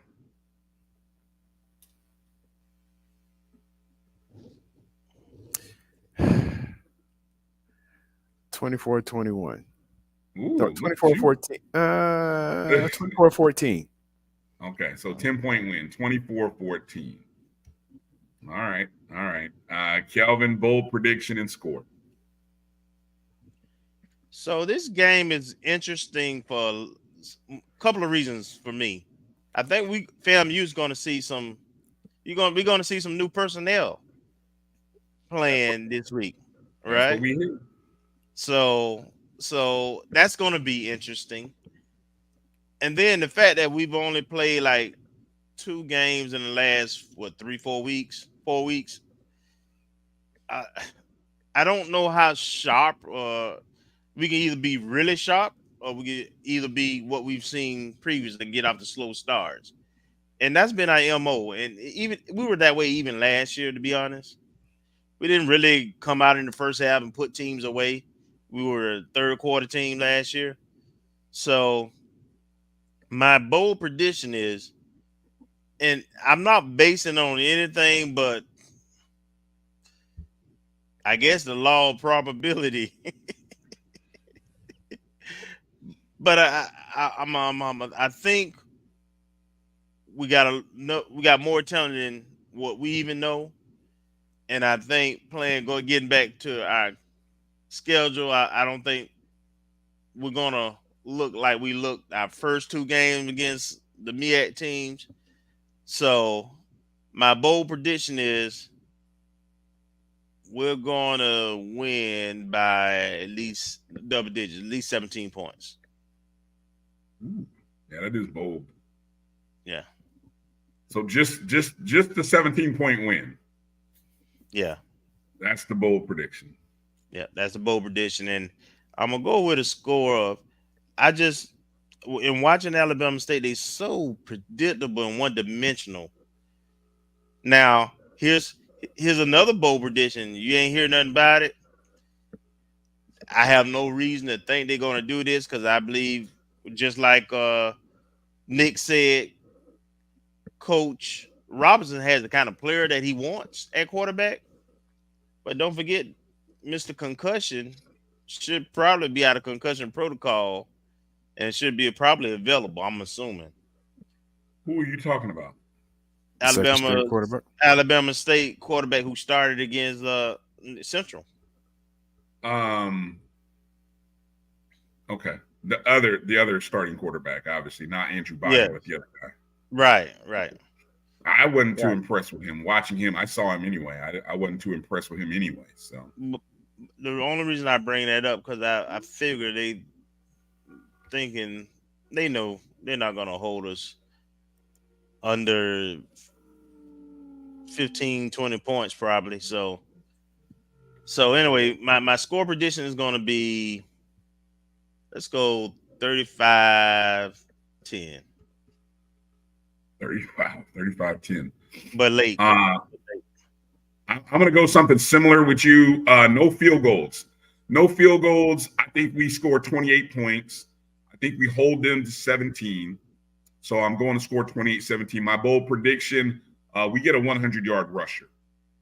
100-yard rusher. And a total of 150 on the ground as a team. So 150 as a team with a 100-yard rusher. Not going to try to be bold and say who it is. I'm not, and I'm staying away from the turnovers and special teams, touchdowns, and all that stuff because those are losing bets right now. But I think our run game can get going. So I'm going 100-yard rusher, and 28-17 is my final score. Okay. All right. Well, Kelvin will be in attendance. He will be there for the game. Make sure to check out the National Alumni Association tailgate. The BCSN Game Time Show will be there as well. So make sure you're paying attention and following us on the Black College Sports Network at MyBCSN1, the number one, or follow, if you're not already, following this show. And we'll make sure to retweet that, let you know where he is. Marcus, you will be watching the game where? At home. on ESPN Plus. Kickoff is what time again? I think it's 3 Eastern.